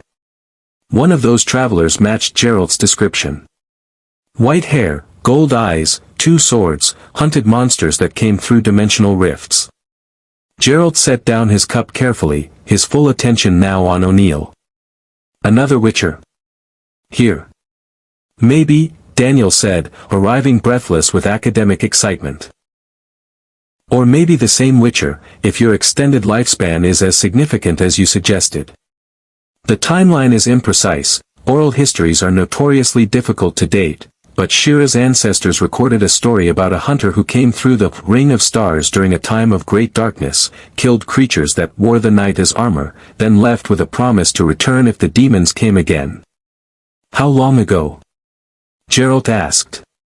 Daniel consulted his notes. Conservative estimate. 300 years. But the details are remarkably specific, the description of your swords, the magic gestures that match your signs, even the way the hunter's medallion sang warnings of danger. Either you've been here before, or another Witcher from my school found the dimensional intersection before I did, Geralt finished. His mind raced through possibilities. The Witcher schools were independent, scattered across the continent. Communication between them was irregular at best. If someone from Kaer Morhen had discovered the ancient portal centuries ago, had explored the Stargate network, had hunted monsters on alien worlds, there would be records. Trail signs. The kind of professional markers Witchers left for each other when working dangerous contracts in unknown territory. I need to see the ruins again, Geralt said, standing abruptly. The ancient structure. If another Witcher was here, they would have left markers. Signs that only someone with our training would recognize. Warnings about what they found, what they fought, where they went next. O'Neill checked his watch. It's late, the moons are setting, and we've all been fighting dimensional horrors for the past 6 hours. Can this wait until morning? No, Geralt said flatly. If there's evidence of another Witcher in your gate network, if they left a trail, I need to follow it. The path. He paused, searching for words to explain concepts that were foundational to Witcher culture. The path is what we call our life's journey. Following contracts, hunting monsters, leaving markers for those who come after. If another Witcher walked this path before me, their trail might lead to answers about how the continent connects to your network. Carter was already on her feet. And it might give us the gate address you need to get home. That too, Geralt agreed. But more than that. If a Witcher has been traveling through your stargates for 3 centuries, hunting monsters on alien worlds, they've accumulated knowledge. Experience. Maybe understanding about why the dimensional barriers are failing. Teal'c appeared at Geralt's shoulder, staff weapon ready. Then we hunt this trail together. A warrior alone is vulnerable. A team covers all approaches. O'Neill sighed the sigh of a commander who knew his team was about to do something dangerous regardless of his practical objections. Fine. We go back to the ruins. But if we get eaten by whatever juvenile kikimora we left alive, I'm blaming the Witcher. Fair enough, Geralt said, already moving toward the village edge. Behind them, the celebration continued. But SG-1 walked back into the forest, toward ancient ruins and dimensional wounds, following a trail that might have been left 3 centuries ago by someone who hunted monsters between the stars. The path stretched forward and backward simultaneously, connecting past and present through professional markers that transcended language and dimension. And somewhere in the Stargate network, another Witcher's trail waited to be found. The ruins looked different under starlight, less threatening without corrupted kikimoras, but more mysterious as shadows played across ancient stonework that had witnessed civilizations rise and fall. Geralt moved through the debris with purpose, his enhanced night vision rendering the darkness nearly transparent, while SG-1 followed with tactical lights that swept across collapsed walls and weathered inscriptions. "What exactly are we looking for?" O'Neill asked, his P-90's mounted flashlight tracking Geralt's movements. "A sign that says, Witcher was here." "Close," Geralt said, kneeling near the pool's edge where black ichor still stained stone. His fingers traced patterns in the rock face, scratches that might have been natural weathering to untrained eyes, but to someone who'd spent decades reading trail signs, they told stories. Witchers use a simple code. 3 parallel lines mean, dangerous contract completed here. A circle with a slash means, avoid this location. Crossed swords indicate, another Witcher working this region. He paused, his medallion twitching as his fingers found what he'd been searching for. And this. A wolf's head carved into stone, means, School of the Wolf, Kaer Morhen, safe passage offered. Daniel had his camera out, documenting the carving. That's your school's symbol. So another Witcher from Kaer Morhen was definitely here. Not just here, Geralt said, following the stone facing toward the ancient control interface Daniel had examined earlier. More carvings appeared as he searched, weathered but deliberate. Directional markers, warnings, the accumulated trail signs of someone who'd spent time studying this location. They mapped the ruins. Documented the dimensional intersection, left instruction. Carter was scanning the carvings with equipment that could read material composition and approximate age. "Colonel, these markings are approximately 290 years old, give or take a decade. Whoever made them used a steel blade with specific mineral composition, matches the analysis of Geralt's steel sword almost exactly. So a Witcher from your school was here 3 centuries ago," O'Neill summarized. "Killed monsters, helped the locals, carved some helpful graffiti, then left. That tracks with the oral histories. What we don't know is where they went next." Geralt had reached the ancient interface, and his medallion was vibrating intensely now. The control panel was partially active, faint blue light pulsing through symbols that Daniel had only partially decoded. But overlaid on the ancient inscriptions, someone had carved additional markers, Witcher notation that transformed the alien technology into something a monster hunter could interpret. "They figured it out," Geralt said, wonder creeping into his voice despite his usual stoicism. "Whoever was here, they learned to read ancient symbols. Translated them into our notation system." His fingers traced the carvings, translating as he read. "Portal network.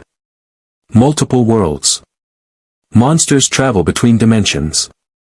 Follow the path through stars." They were documenting the Stargate system, Daniel said, moving closer with scholarly excitement. "Using it, understanding it, traveling between worlds the same way we do. Geralt, your predecessor might have visited dozens of planets, encountered multiple alien species, fought threats across the galaxy. And left a trail," Geralt interrupted, pointing to a sequence of symbols carved beneath the ancient interface. 7 marks, each representing a Stargate chevron position. Gate coordinates.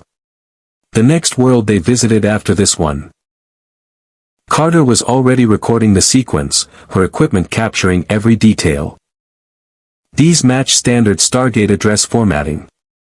7 symbols for spatial coordinates plus point of origin. If we dial this address, we might find more trail markers, Geralt finished.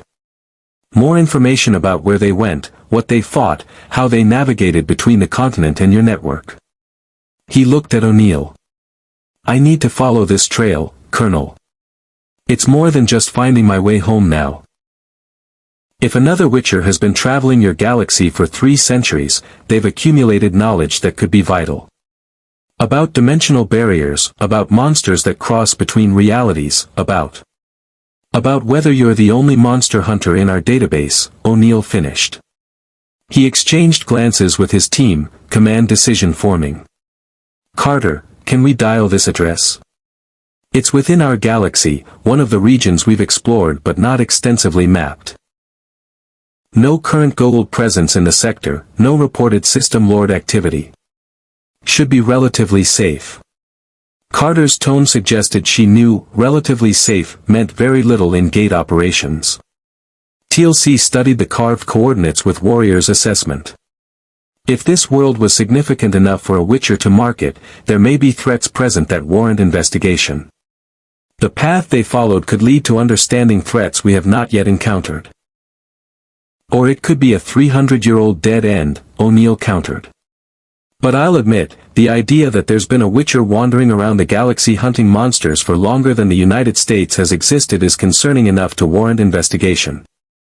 If nothing else, we should know what kind of threats they were tracking. Daniel had photographed every carving, his tablet filling with data that would fuel months of research. There's something else here. Additional notation I can't quite translate, it looks like warnings about specific creature types. Geralt, can you read this? Geralt moved to where Daniel indicated, studying symbols that mixed ancient inscriptions with Witcher code. Beware the flesh-eaters who wear faces. Silver ineffective. Fire recommended. Avoid capture, they steal knowledge through consumption. That's, he paused, professional concern sharpening his features. That's a warning about something that hunts intelligently, consumes victims, and learns from what it kills. We have creatures like that on the continent. Dopplers who take human form, hire vampires who can pass for human. But this notation suggests something worse. The Goa'uld take hosts, Carter said quietly. Parasitic possession, stealing the host's knowledge and memories. Could that be what they encountered? Maybe, Geralt said, but his tone suggested uncertainty. Or maybe something else. The warning is specific, flesh-eaters who wear faces. Goa'uld are parasites, not consumers. This sounds like something that literally eats its victims, then assumes their identity. His medallion twitched more urgently. Something that learns by consumption. That's a high-level threat. The kind of contract that requires extensive preparation or gets Witchers killed. The replicators, Daniel said, recognition dawning. They consume technology, learn from what they assimilate, adapt to threats. But they don't wear faces. They're insectoid blocks or humanoid forms made of nanites. Whatever it was, the Witcher considered it dangerous enough to leave explicit warnings, Geralt said. That means we should expect similar threats if we follow their trail. O'Neill pulled out his radio, opening a channel to the SGC. Stargate Command, this is SG-1. Mission objective complete, hostile creatures neutralized, village secured. Requesting permission to investigate secondary objective. We've discovered evidence of a long-term extra-dimensional traveler who may have been operating in our galaxy for 3 centuries. Recommend gate travel to coordinates. Major Carter is transmitting now for follow-up investigation. General Hammond's voice crackled through the radio after a moment. SG-1, be advised we're detecting unusual energy readings from your current position. Is the dimensional anomaly stable? Carter checked her instruments. The wound is healing, sir. Corrupted entities eliminated. But the ancient technology at this site is still partially active. With your permission, I'd like to take readings of the dimensional interface before we leave. This could be valuable data for understanding how the ancients manipulated reality barriers. Permission granted, Major. But keep it brief. I want you back through the gate within the hour for debriefing, then you can mount a follow-up mission to those coordinates tomorrow after proper rest and preparation. Hammond's tone carried the weight of command experience that knew exhausted teams made fatal mistakes. Colonel O'Neill, is Mr. Geralt requesting to accompany you on this follow-up mission? O'Neill looked at Geralt, one eyebrow raised in question. I follow the path, Geralt said simply. Another Witcher left these markers for someone like me to find. That's tradition, professional obligation, and possibly the key to understanding how the continent connects to your network. Yes, I'm requesting to continue. Understood, Hammond said through the radio. Mr. Geralt, be advised that any continued operations with SG-1 will require you to follow our protocols, accept Colonel O'Neill's command authority, and operate within Stargate Command's rules of engagement. We're not running a freelance monster hunting operation, we're defending Earth and our allies from galactic threats. If you can work within that framework, you're welcome to continue. If not... I understand chains of command, General, Geralt interrupted. I've worked with military officers, noble courts, and merchant guilds across the continent. I follow orders when they make tactical sense, offer expertise when it's relevant, and don't take contracts I can't complete professionally. That work for you? A sound that might have been amusement came through the radio. That'll do, Mr. Geralt. Colonel O'Neill will brief you on specific protocols. Welcome to SG-1's extended roster. Try not to get my people killed with your medieval combat techniques. No promises, Geralt said dryly. Monsters don't care about modern tactics. Carter had finished her readings, her equipment showing patterns of dimensional energy that would require weeks of analysis to fully understand.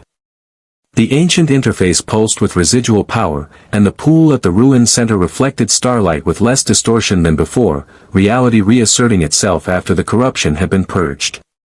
As they prepared to leave, Geralt carved one final marker into the stone beside the ancient Witcher's trail signs. The wolf's head of Kaer Morhen, the date notation that Witchers used, and a simple phrase in Elder speech that Daniel's translator rendered as, "The path continues. The hunt goes on." They walked back through the forest toward the Stargate, and this time the silence felt less oppressive. The dimensional wound was healing. The corrupted kikimoras were dead. The juvenile survivor would live or die by natural selection, and the village would rebuild without fear of night-hunting demons. But ahead, through a gate address carved 3 centuries ago by a Witcher who'd walked between stars, more monsters waited. More contracts.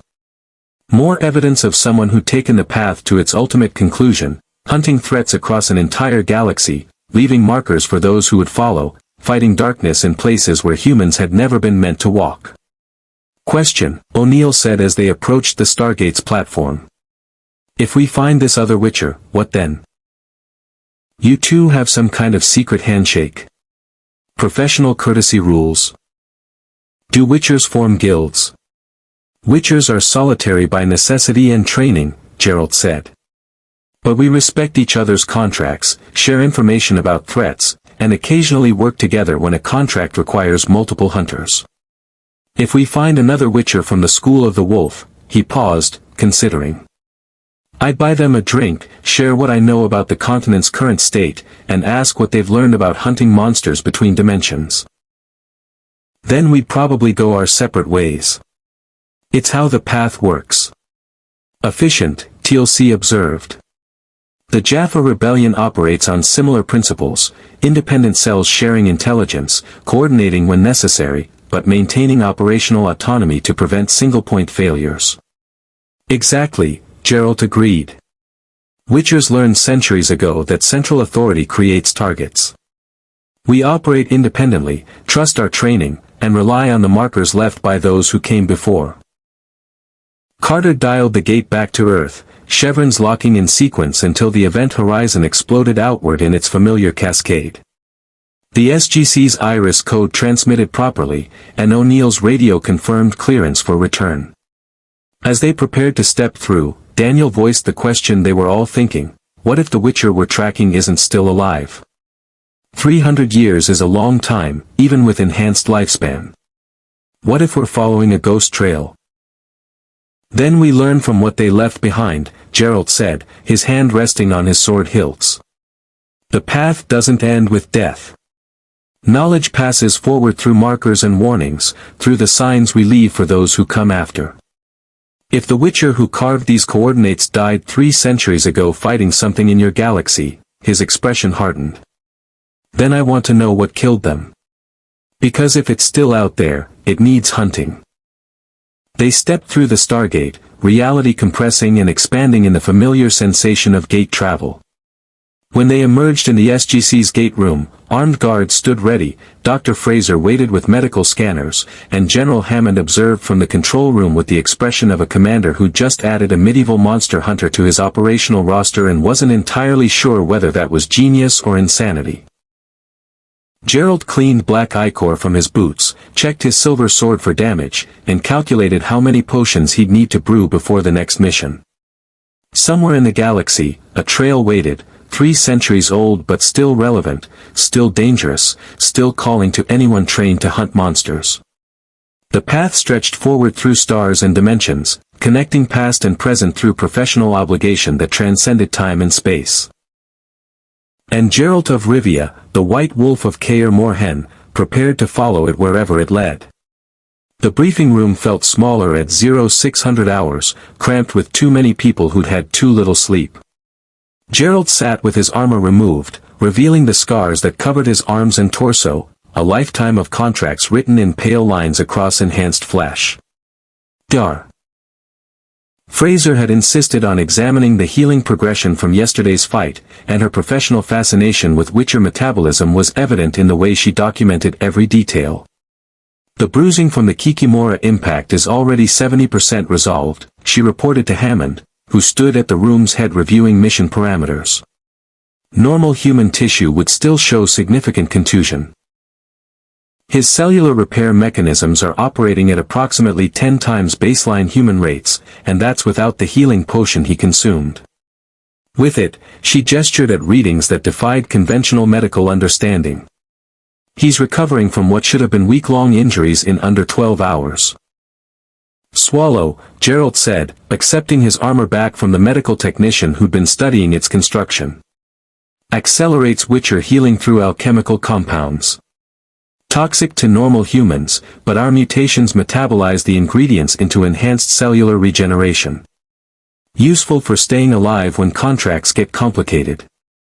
Hammond studied Geralt with the assessment of a commander evaluating an asset's capabilities and limitations. Mr.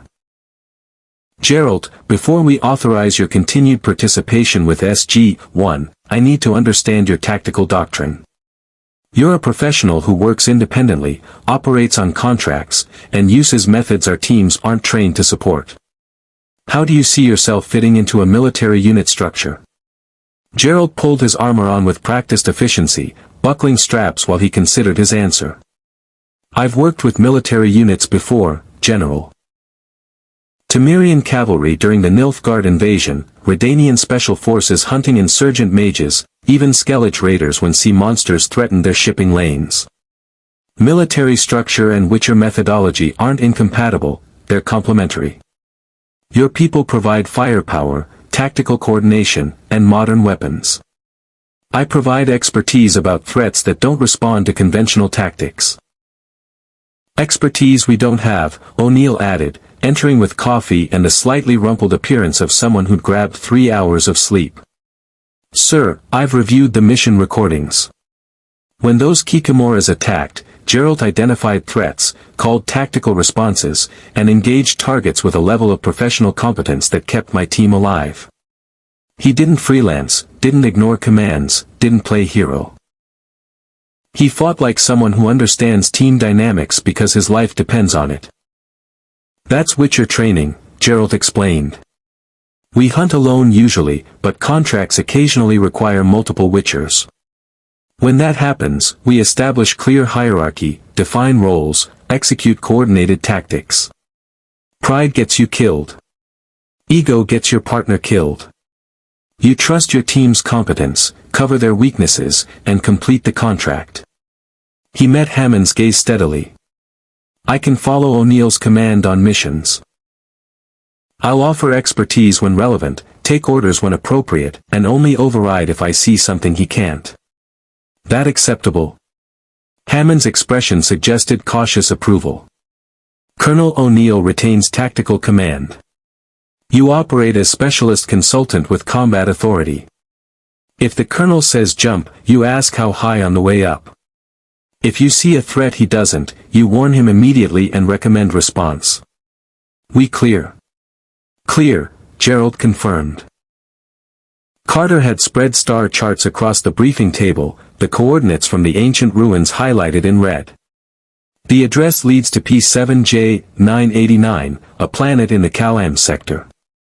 We've had minimal contact. One MALP survey 18 months ago showed pre-industrial civilization, no gold presence, no significant Naquata deposits. The planet was classified as low priority for colonization assessment. Why would a Witcher target a low-priority world?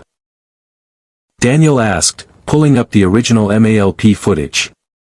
The images showed stone villages, agricultural settlements, forests that looked Earth-normal except for the wrong color sky.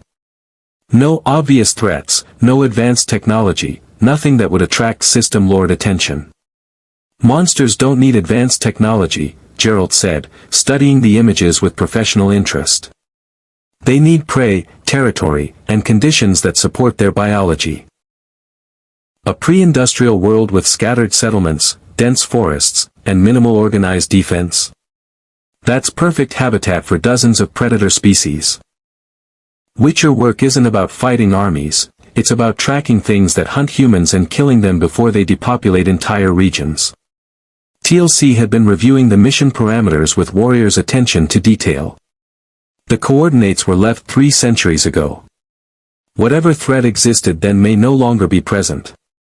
Or it may have evolved, Geralt countered. Monsters adapt. Populations grow or decline based on available prey. 300 years is enough time for significant ecological changes, new predator species establishing territory, invasive creatures spreading through gate travel, supernatural threats awakening from hibernation. He traced patterns on the star chart. But the Witcher left coordinates for a reason. Either they needed backup, or they wanted someone to continue the work they started. Or they're dead and this is a warning, O'Neill said bluntly. Which is why we're going in prepared for everything. Standard loadout, P90S, sidearms, grenades, C4, medical supplies, and whatever medieval monster hunting supplies Geralt needs. Geralt had already assembled his equipment, both swords cleaned and sharpened, signs practiced until the patterns flowed reflexively, potions brewed from the limited ingredients the SGC's botanical department could provide. I've adapted 3 potions to alien plant compounds. Swallow for healing, Cat for night vision enhancement, and Thunderbolt for combat reflexes. They're not perfect, missing key ingredients from the continent, but they'll work well enough. I also need silver dust and blessed oil if you have anything comparable. We have colloidal silver and various petroleum-based lubricants, Carter offered. Not sure about blessed, though. Would consecrated water from the base chaplain work? Maybe, Geralt said, surprising himself with the consideration. Blessing rituals focus intent, and intent matters when dealing with supernatural threats. If your chaplain can consecrate oil with genuine conviction, it might produce similar effects to what priests on the continent achieve. Worth trying. Hammond made a note. I'll have the chaplain prepare whatever Mr. Geralt needs. Anything else? Information about what lives on P7J 989, Geralt said. Local fauna, apex predators, reports of unusual attacks or disappearances. The MALP survey was basic reconnaissance, I need ecological data. What hunts there? What do the locals fear? Are there regions they avoid, times they stay indoors, cultural taboos about certain locations? Daniel was already pulling up anthropological notes from the MALP's limited contact. The initial survey team spoke briefly with locals who mentioned shadow walkers in the deep forest. They wouldn't elaborate, cultural prohibition against discussing them directly. That kind of enforced silence usually indicates either religious significance or genuine fear. Shadow walkers, Geralt repeated, his professional interest sharpening. That's promising. Creatures that operate in darkness, avoid daylight, inspire enough fear that locals won't name them openly. Could be wraiths, specters, or something that exists partially between physical and ethereal states. I'll need silver weapons effective, signs prepared for intangible threats. Can you kill something that's not entirely physical? O'Neill asked. Yes, but it requires specific tactics. Burden. The trap sign forces ethereal entities into physical form temporarily. Silver disrupts their cohesion. Sustained attack during the manifestation window kills them permanently, or at least sends them back to whatever plane they originate from. Geralt's tone suggested this was routine work. I've hunted dozens of Wraith-class entities. They're dangerous but predictable once you understand their patterns. Fraser had concerns that went beyond tactical planning. If these shadow walkers are extra-dimensional entities like the corrupted kikimoras, exposure to them might affect the team psychologically. Dimensional bleed can cause hallucinations, paranoia, temporal disorientation. I want everyone carrying medical monitors that track neurological function. Good idea, Hammond approved. Major Carter, can we adapt the medical sensors for that purpose? Already designed the modifications, Carter said, displaying schematics on the briefing room screen. Neurological monitors, dimensional energy detectors, and enhanced life sign trackers. If anyone's brain chemistry starts showing exposure effects, we'll know immediately. The mission preparation continued for another hour, equipment checks, tactical scenarios, communication protocols, extraction plans if things went wrong. Geralt watched the meticulous planning with growing respect. These weren't soldiers playing at exploration. They were professionals who understood that thorough preparation meant survival. When the briefing concluded, Geralt found himself in the SGC's armory, watching Carter calibrate sensors while O'Neill test-fired his P-90 at the range and Teal'c performed maintenance on his staff weapon with meditative precision. Daniel sat nearby, studying Geralt's swords with academic fascination. The silver blade, Daniel said, not quite touching the weapon but clearly wanting to. The metallurgy is remarkable. We've analyzed the composition. It's not pure silver, but an alloy with trace elements that don't match anything in Earth's geological database. How was this made? Witcher smiths, Geralt explained. They understand metallurgy that combines conventional forging with alchemical enhancement. The silver is mixed with meteorite iron, blessed during specific moon phases, quenched in oils prepared from monster parts. The result is a blade that holds an edge better than normal silver, maintains structural integrity under stress, and resonates with frequencies that disrupt magical cohesion. Magic as frequency disruption, Daniel mused. That's actually similar to how the ancients described their understanding of reality manipulation. They didn't call it magic, they called it quantum coherence management, but the principle is the same. Certain energy patterns disrupt the quantum states that maintain physical or extra-dimensional forms. Same thing, Geralt agreed. Different vocabulary. Witchers don't theorize, we apply. But the underlying principles probably match what your ancients discovered through technology. O'Neill had finished his weapons check and joined them, slinging his P-90 over tactical vest. So we're going to a planet where things that live in shadows hunt humans, where a Witcher left coordinates 300 years ago, where the locals are too scared to talk about what's killing them. That about sum it up. Accurately, Geralt confirmed. Great, O'Neill said without enthusiasm. Just once I'd like a mission that's just explore the nice planet with the friendly aliens and the non-threatening local cuisine. But no, we get shadow walkers and dimensional horror. Why do I even hope anymore? Because hope is the first step toward disappointment. Geralt offered with the faintest hint of dry humor. O'Neill pointed at him. I like you, Witcher. You get it. You understand the fundamental rule of impossible situations, expect the worst, hope for survival, and keep your sense of humor because otherwise the universe wins. Witcher philosophy in 3 sentences, Geralt agreed. They assembled in the gate room 30 minutes later. SG-1 in full tactical gear, Geralt in his leather armor with both swords across his back and potions secured at his belt, equipment packs loaded with everything from C4 to consecrated silver oil. The Stargate activated with its familiar sequence of chevron locks, and the event horizon stabilized into the shimmering portal that connected worlds across impossible distances. General Hammond's voice came through the speakers. SG-1, you have a go. Exercise standard first contact protocols. If you encounter the entity that left those coordinates, we'll try not to stab first and ask questions later, O'Neill finished. No promises though. Some things need stabbing. Indeed, Teal'c added with perfectly timed gravitas. They stepped through the gate into unknown territory, following a trail 3 centuries old, hunting shadows that terrified an entire world. The path continued forward through stars and time. And somewhere in those shadows, monsters waited. P7J-989 greeted them with perpetual twilight. A planet whose axial tilt and orbital mechanics trapped it in eternal dusk, where the sun hung permanently at the horizon like a god's failure to commit to day or night. The forests surrounding the Stargate stretched in all directions, trees with bark like pale bone and leaves that whispered with sounds too close to human breath. Geralt's medallion vibrated the moment he stepped through, a warning that made his enhanced senses flare with predatory awareness.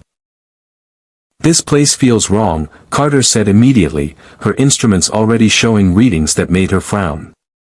The dimensional barriers here are thinner than on P4X639. Not critically unstable, but permeable. Like reality is more suggestion than certainty. Geralt knelt at the gate platform's edge, studying the ground with Witcher senses that cataloged details invisible to normal perception. Tracks, old but preserved in the perpetual twilight. Humanoid boots, Witcher style, the distinctive pattern of someone who'd walked carefully through hostile territory. And overlaying them, fresher disturbances, claw marks that were wrong, too many digits, spaced at angles that suggested the creature making them didn't follow standard bilateral symmetry. The Witcher was here, Geralt confirmed, tracing the boot prints with professional recognition. Moved cautiously, signs of combat, he pointed at disturbed soil, scorch marks that might have been igni burns. Engaged something, continued toward the forest. And recently, within the last week. Something else used this platform. Something that doesn't walk properly. Define doesn't walk properly, O'Neill said, his P90 already tracking potential threat angles. Joint structure that shouldn't exist in bilateral organisms. Either this creature evolved in ways that defy biological convention, or, Geralt's expression darkened. It's something from between dimensions, wearing physical form like clothing it doesn't quite fit.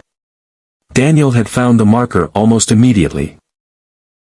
Carved into the gate platform's base where only someone looking for Witcher signs would notice. The wolf's head of Kaer Morhen, and beneath it, notation in the simplified code that translated as, shadow predators. Hunt in eternal twilight. Avoid direct engagement. Seek the villages, they remember. Avoid direct engagement, O'Neill read over Daniel's shoulder. That's not encouraging when it's coming from someone who hunts monsters professionally. It means the Witcher recognized these creatures as high threat, Geralt said, studying the notation with growing concern. Something dangerous enough that even with full preparation, direct combat was inadvisable. They prioritized information gathering over immediate action, that's unusual for Witcher work. We typically assess, prepare, then execute the contract. Delaying suggests the threat was beyond standard protocols. Teal'c had moved to the forest edge, his staff weapon tracking movement that might have been wind through pale leaves or might have been something else. There is activity in the trees. I cannot determine if it is natural or hostile. Geralt joined him, his enhanced vision parsing the twilight shadows with predatory focus. Movement, yes, but not wind. Patterns too deliberate, too coordinated, the kind of stalking behavior that came from intelligence and hunger combined. We're being watched. Multiple entities, maintaining distance, assessing whether we're prey or threat. They're in the canopy, moving between trees, staying in the deepest shadows where even my eyes struggle to distinguish form from darkness. Shadow walkers, Daniel said, consulting his tablet where the original MALP survey notes mentioned the local term. The villagers said they hunt anyone who enters the deep forest after dusk. But here, it's always dusk. Which means they hunt constantly, Geralt said. Apex predators in an environment that never forces them into daylight vulnerability. That's, he paused, professional assessment warring with recognition of just how dangerous this made them. That's perfect evolutionary conditions for shadow-based predators. They've adapted to perpetual twilight, optimized for hunting in conditions where prey species have permanent visibility disadvantage. Carter's sensors were going haywire. I'm detecting energy signatures that match what we saw with the corrupted kikimoras, dimensional bleed, reality distortion, but more stable. These creatures aren't corrupted. They're naturally occurring entities that exist partially in our dimension and partially somewhere else. So we can't kill them with bullets alone, O'Neill concluded. Probably not, Geralt agreed. We'll need silver, signs to force them into physical manifestation, and fire to prevent regeneration. Standard wraith hunting tactics, but complicated by their numbers and environmental advantage. They moved toward the village the Witcher's marker had referenced, following a path that wound through pale-bark forest with Geralt on point and enhanced senses tracking the shadow walkers that paced them through the canopy. The creatures never approached within clear visual range, never committed to attack, just maintained predatory surveillance that suggested intelligence and patience. The village emerged from twilight like a scar on the forest. Wooden walls topped with torches that burned with greenish flame, watchtowers manned by guards holding spears wrapped in cloth that glowed with the same eerie luminescence. The gates opened at their approach, and the guards' relief was palpable despite their obvious terror at the strangers who'd emerged from the forbidden forest. The village elder, a man named Torin with eyes that had seen too many taken by shadow, met them in the central square. His gaze fixed on Geralt with immediate recognition, not of the individual, but of what he represented. "You're one of them," Torin said, his voice carrying the weight of desperate hope. "The hunters who walk between worlds. The one who came before, they said others might follow if the shadows grew too bold." "I'm following their trail," Geralt confirmed. "The Witcher who came here 3 centuries ago, what did they hunt? What did they learn?" Torin gestured for them to follow into a longhouse where other villagers had gathered, their faces showing the haunted wariness of people under siege. "They came through the Ring of Stars, as you did. Found our villages decimated, we'd lost hundreds to the Shadow Walkers over generations. They studied the creatures, learned their patterns, discovered the truth we'd feared but never proven." "What truth?" Daniel asked, his recorder capturing every word. "The Shadow Walkers are us," Torin said quietly. "Or were. Centuries ago, before the endless twilight, this world had normal day-night cycles. Our ancestors lived in balance with the forest. Then something changed, the planet's orbit shifted, or the sun changed, our elders debate the cause.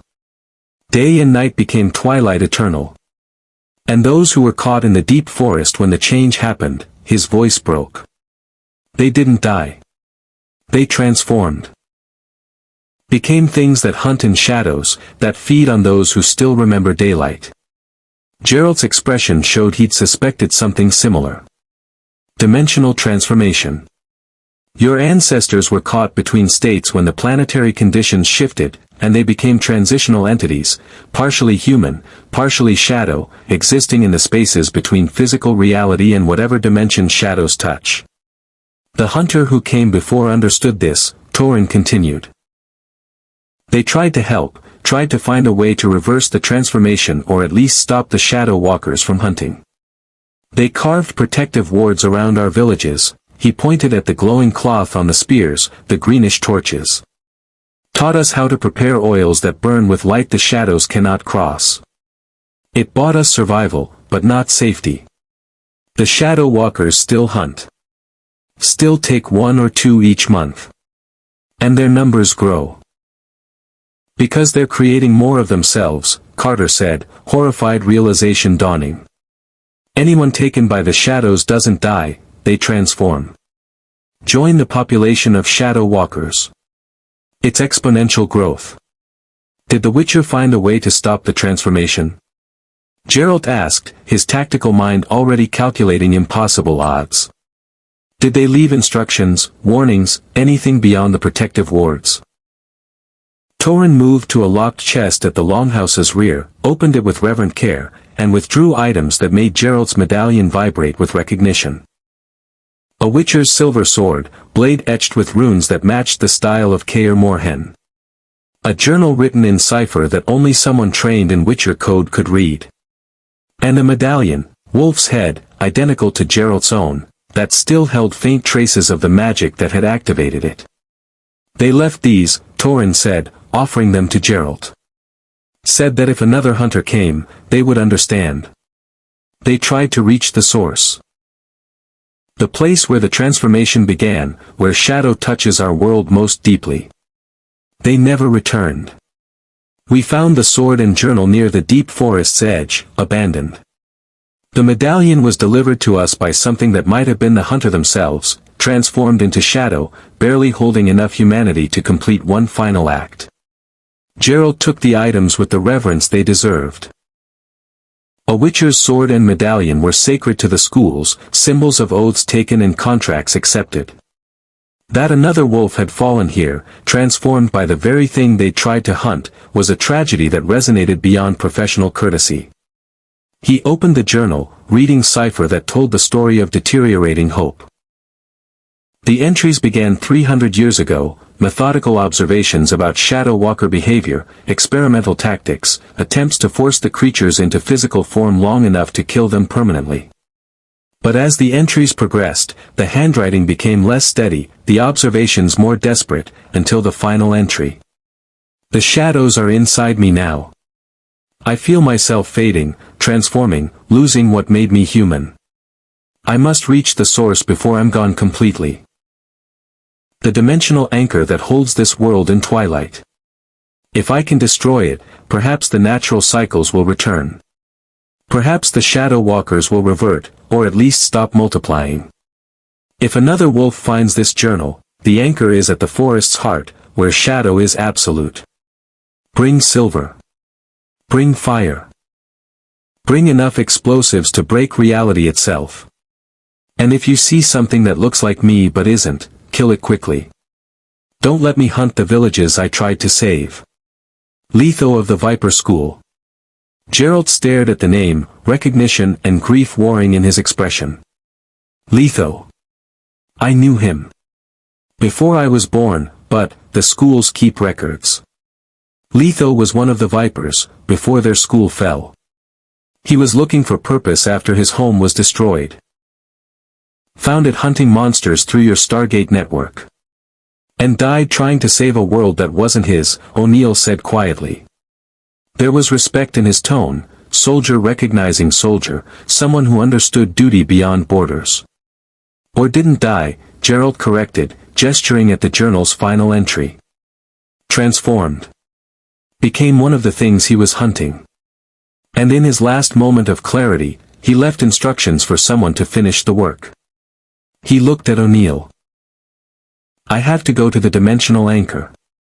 Have to try what Letho couldn't complete. That's Witcher obligation. That's the path. Then SG-1 goes with you, O'Neill said, no hesitation. Because we don't leave people to fight impossible odds alone. That's military obligation. That's what we do. Teal'c gripped his staff weapon.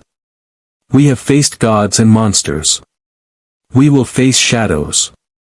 Carter was already calculating payloads.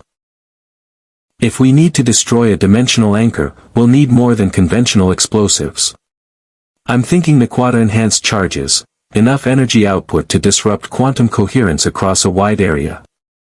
Daniel was still translating the journal, his expression growing darker with each entry. Geralt, there's more. Letho describes the Shadow Walker's transformation process. Once you're taken into deep shadow, the change happens gradually. Hours, maybe a full day before you're completely converted. If we can reach someone in the early stages, there might be a way to reverse it using ancient technology, force their quantum state back to baseline human. That's theoretical, Carter cautioned. Everything about this mission is theoretical, O'Neill countered. We're hunting shadows with a witcher using a 300-year-old dead man's notes. Theoretical is our baseline today. Geralt strapped Letho's silver sword across his back alongside his own. 2 blades, 2 schools, 2 witchers separated by centuries but united in purpose. The medallion he hung around his neck beside his own, and it vibrated in harmony with his, both responding to the dimensional wrongness that saturated this world. The deep forest, he said, studying the maps Torin provided, crude but accurate representations of the region where shadow became absolute. That's where Letho fell. That's where the dimensional anchor exists. That's where we end this. Or where we join him, O'Neill said pragmatically. But at least we'll go down fighting. They prepared through what passed for night on P7J 989, a deepening of twilight into near-absolute darkness where the Shadow Walkers would have every advantage. Geralt brewed potions from his limited supplies, mixed blessed oil for their blades and bullets, carved earthen symbols on stones they could throw to create trap circles. Carter prepared the Naquata charges with yields calibrated to destroy dimensional anchors without collapsing the planet's entire reality structure. Daniel studied Letho's journal for any advantage, any insight into how to fight creatures that existed between states. And in the deep forest, shadows gathered with predatory patience, waiting for prey foolish enough to enter their domain. Waiting for another witcher to join the hunt that never ended. The deep forest swallowed light like a living thing, not absence of illumination but active consumption, shadows so profound that even Geralt's enhanced vision struggled to parse form from void. They moved in tight formation, each team member's position marked by luminescent tape Carter had engineered to emit frequencies the Shadow Walkers found uncomfortable. Not enough to repel them, but enough to create boundary markers in the consuming darkness.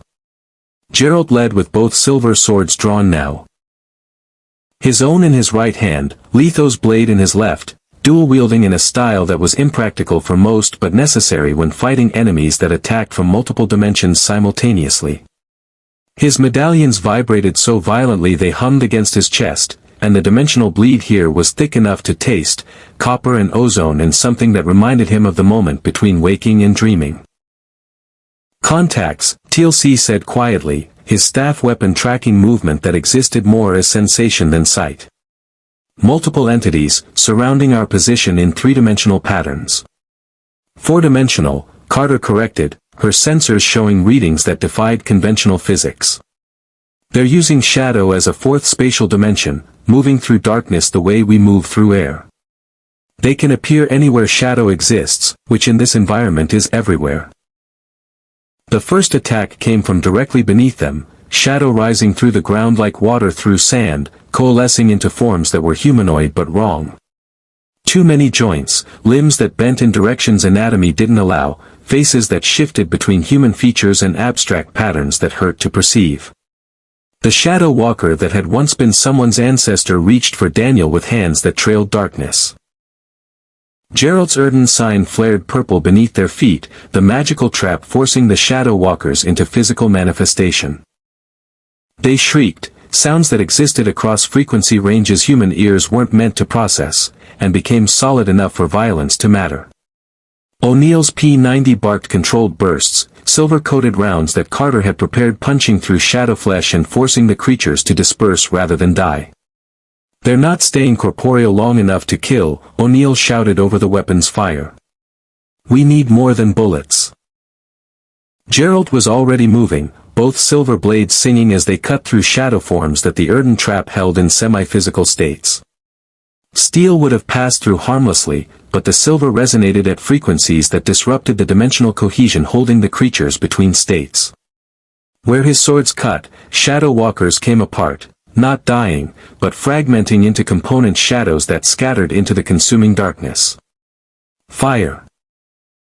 Geralt called back, his left hand tracing Igni's pattern while his right sword deflected a strike that would have taken his head. Flame burst from his palm, caught a cluster of shadow walkers attempting to flank Carter's position, and the creature's shrieks intensified as heat forced them into states where they couldn't maintain their transitional existence. They burned. Not with normal flame but with light that seemed to come from inside them, humanity asserting itself for one final moment before being consumed completely. But there were dozens more. Hundreds. The entire forest's worth of transformed villagers, accumulated over centuries of exponential growth, all converging on the team that dared invade their domain. We can't fight them all. Daniel had his sidearm out, firing with academic precision at targets that barely registered damage. There's too many. We don't fight them all, Geralt said, his tactical assessment cutting through panic. We reach the dimensional anchor. Force it into instability. That's the contract, complete the objective, not kill every hostile. He pointed deeper into the forest where his medallions vibrated with such intensity they drew blood where the chains pressed against his neck. The anchor is that way. Half a kilometer. We run. Run toward the source of the dimensional horror, O'Neill muttered, already moving because the Witcher was right, standing and fighting meant being overwhelmed. Why do I keep agreeing to these plans? They ran through shadow that clutched at their legs like physical substance, through a forest that had forgotten the concept of direction, pursued by entities that moved through darkness faster than humans could sprint through what passed for solid ground. Geralt threw prepared stones behind them, earthen symbols that activated on impact, creating trap circles that forced the pursuing shadow walkers into physical form long enough for the SG-1 team to gain distance. Carter triggered proximity mines as they passed, not to kill but to create light, brilliant magnesium flares that carved temporary safe zones in the all-consuming shadow. Each burst illuminated creatures that flinched away from illumination, their forms becoming less cohesive when forced into visibility. Teal'c's staff weapon discharged in measured intervals, one shot every 3 seconds, plasma bolts that burned through shadow and bought precious meters of advance. He moved with Jaffa precision, never wasting energy, never firing unless the shot would matter. The dimensional anchor revealed itself gradually, a structure that shouldn't exist in three-dimensional space, all impossible angles and surfaces that were simultaneously convex and concave, built from stone that was shadow-made solid. Ancient technology, corrupted or perhaps functioning exactly as designed, warping the fabric of space-time around itself until the planet's natural rotation had locked into permanent twilight. And standing before the anchor, barely recognizable as humanoid, was what remained of Letho. The thing that had been a Witcher stood 3 meters tall now, its form a grotesque merger of human and shadow, still wearing the tattered remains of armor that the Viper School had issued centuries ago. Its face shifted between Letho's features and abstract patterns of darkness, and when it spoke, the voice carried harmonics that suggested dozens of shadow walkers speaking in unison through what had once been their leader. Another. Wolf, the Letho thing said, recognition and hunger warring in its tone. Come to, finish, what I began. Or to join, the hunt eternal. Geralt raised both silver swords, his stance defensive, watching for attack patterns. Letho of the Viper School. I'm Geralt of Rivia, School of the Wolf. I found your journal. Read your final entry. You wanted someone to destroy the anchor, I'm here to complete your contract. Contract. The word seemed to cause pain, humanity asserting itself briefly against the shadow that consumed it. Yes. The contract. Save the village. End the transformation. I tried. I failed. Became what I hunted. The Letho thing's form rippled, shadows coalescing and dispersing in patterns that suggested internal struggle. Can't hold on much longer. The shadow wants to hunt you. Wants to add you to us. But what's left of me remembers the path. O'Neill had his P-90 trained on the creature, but he didn't fire. Can we help him? Reverse the transformation like Daniel suggested? Too far gone, Geralt said, grief evident despite his Witcher's emotional control. The shadow has integrated with his essence completely. Reverting him would mean destroying what makes him exist now. It would be death, not rescue. He addressed the lethal thing directly. Brother Witcher. You want me to end this? The anchor and you both. Give you the death you earned. Please, the lethal thing said, and for a moment its voice was purely human, purely the man who'd walked the path for decades before transformation claimed him. Before I forget completely. Before I hunt the villages I tried to save. The anchor, it gestured with limbs that were too long, too wrong. Destroy it. The explosion will force dimensional barriers to reassert. The planet's rotation will resume. The shadow walkers will disperse or revert. I don't know which. But the transformation will end. Carter was already positioning the Naquata charges at the anchor's base, her hands steady despite the dimensional wrongness that made reality feel negotiable.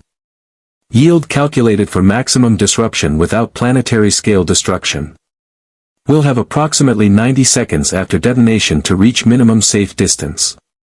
The dimensional feedback will be, she paused, searching for adequate description. Catastrophic in the immediate vicinity. We won't make it out, Daniel said quietly, looking at the distance they'd covered, the pursuing shadow walkers that still pressed from all directions. Not in 90 seconds through this forest. Teal'c checked his staff weapons charge. Then we hold position. Ensure the anchor's destruction even if extraction is impossible. No, Geralt said, a plan forming with the kind of desperate tactical clarity that came from a century of impossible contracts. I stay. Hold them off while you run.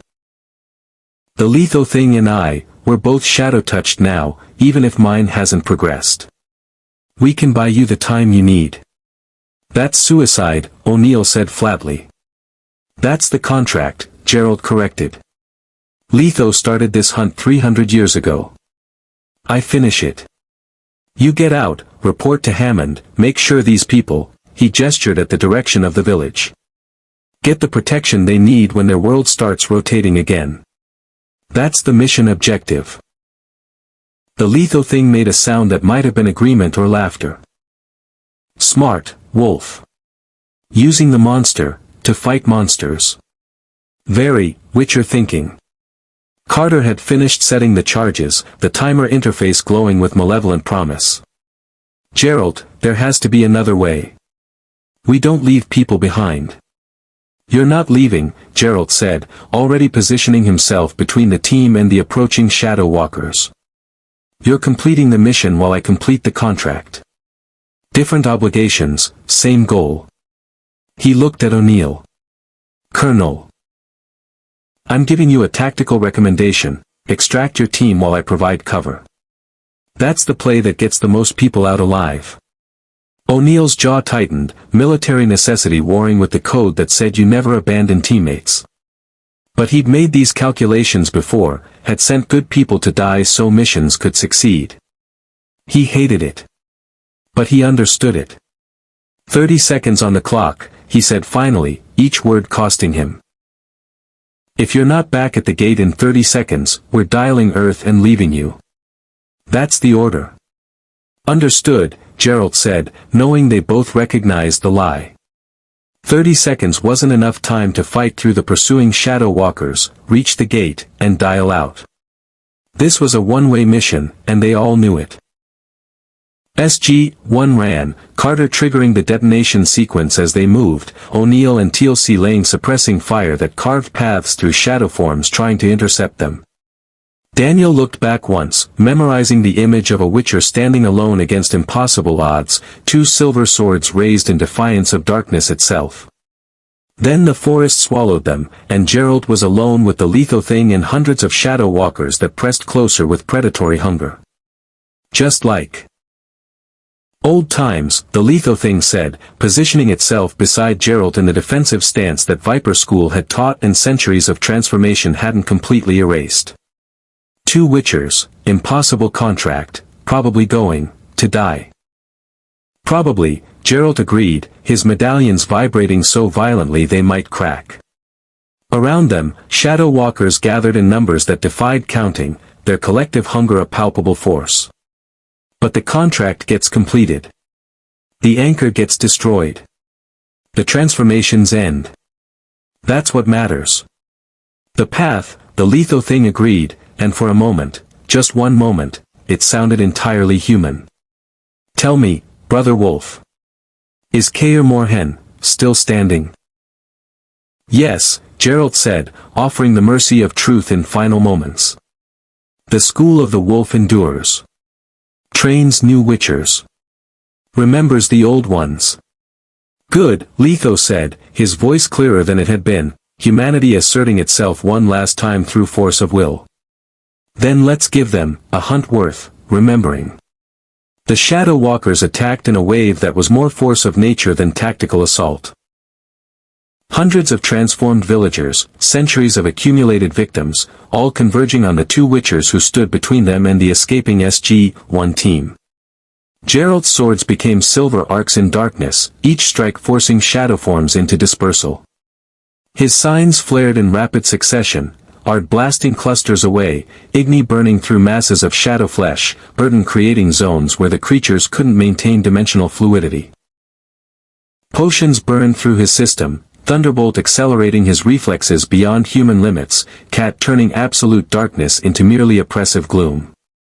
Beside him, the lethal thing fought with the skill that had made the Viper School legendary, using its shadow form as weapon and defense simultaneously. It could move through darkness the way the other shadow walkers did, appear behind attackers and tear them apart with claws that were shadow made solid, then disperse before retaliation could land. They held for 20 seconds. 30. The detonation timer counted down with mechanical indifference, 60 seconds, 45, 30. Geralt felt his mutations straining, toxicity from multiple potions approaching lethal thresholds, stamina depleting as signs burned through reserves faster than even Witcher physiology could regenerate. A shadow walker's claws raked across his ribs, pain exploding through enhanced nerves, black blood mixing with the monster's ichor. The lethal thing shrieked as concentrated attacks forced it into increasingly unstable states, its form fragmenting as the shadow that sustained it began failing. Go, it managed, voice breaking apart into harmonics. Get clear of the blast. You've bought them enough time. The contract is complete. Not without you, Geralt said, because witchers didn't abandon each other, didn't leave brothers to die alone even when death was inevitable. I'm already dead, Letho said with perfect clarity, humanity blazing through the shadow for one final moment. Have been for 300 years. This is just finishing what should have ended then. Go, Geralt of Rivia. Walk the path I can't walk anymore. Hunt the monsters I can't hunt. Remember that once. I was a witcher too. The timer hit 15 seconds. Geralt ran, not from cowardice but from tactical necessity, from the recognition that completing contracts sometimes meant surviving to accept the next one. Behind him, the lethal thing threw itself into the mass of shadow walkers with the berserker fury of someone who'd been trapped between life and death for centuries and finally saw release. 10 seconds. Geralt triggered every remaining earthen stone, creating a gauntlet of trap circles that forced pursuing shadow walkers into physical form long enough for him to gain distance. 5 seconds. The Naquata charges detonated. Reality screamed. The dimensional anchor didn't explode so much as cease to exist across all possible states simultaneously. The blast wave was pure unmaking, matter and energy and the fundamental quantum coherence that held dimensional barriers in place all failing at once. Shadow walkers caught in the expanding sphere of annihilation simply stopped existing, their transitional forms unable to maintain integrity when the rules that allowed them to exist rewrote themselves. Geralt felt the wave catch him. Not physical force but dimensional translation, reality grabbing him and hurling him forward through space that briefly forgot how physics worked. He hit something that might have been a tree or might have been the ground or might have been a direction that didn't have a name, and consciousness became optional.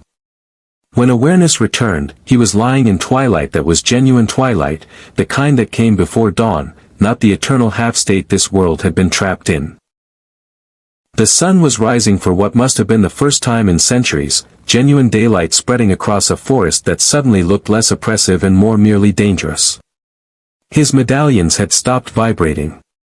The dimensional bleed had collapsed, barriers reasserting themselves, and P7J989 was returning to normal spacetime. Geralt forced himself upright, inventory checking through pure instinct.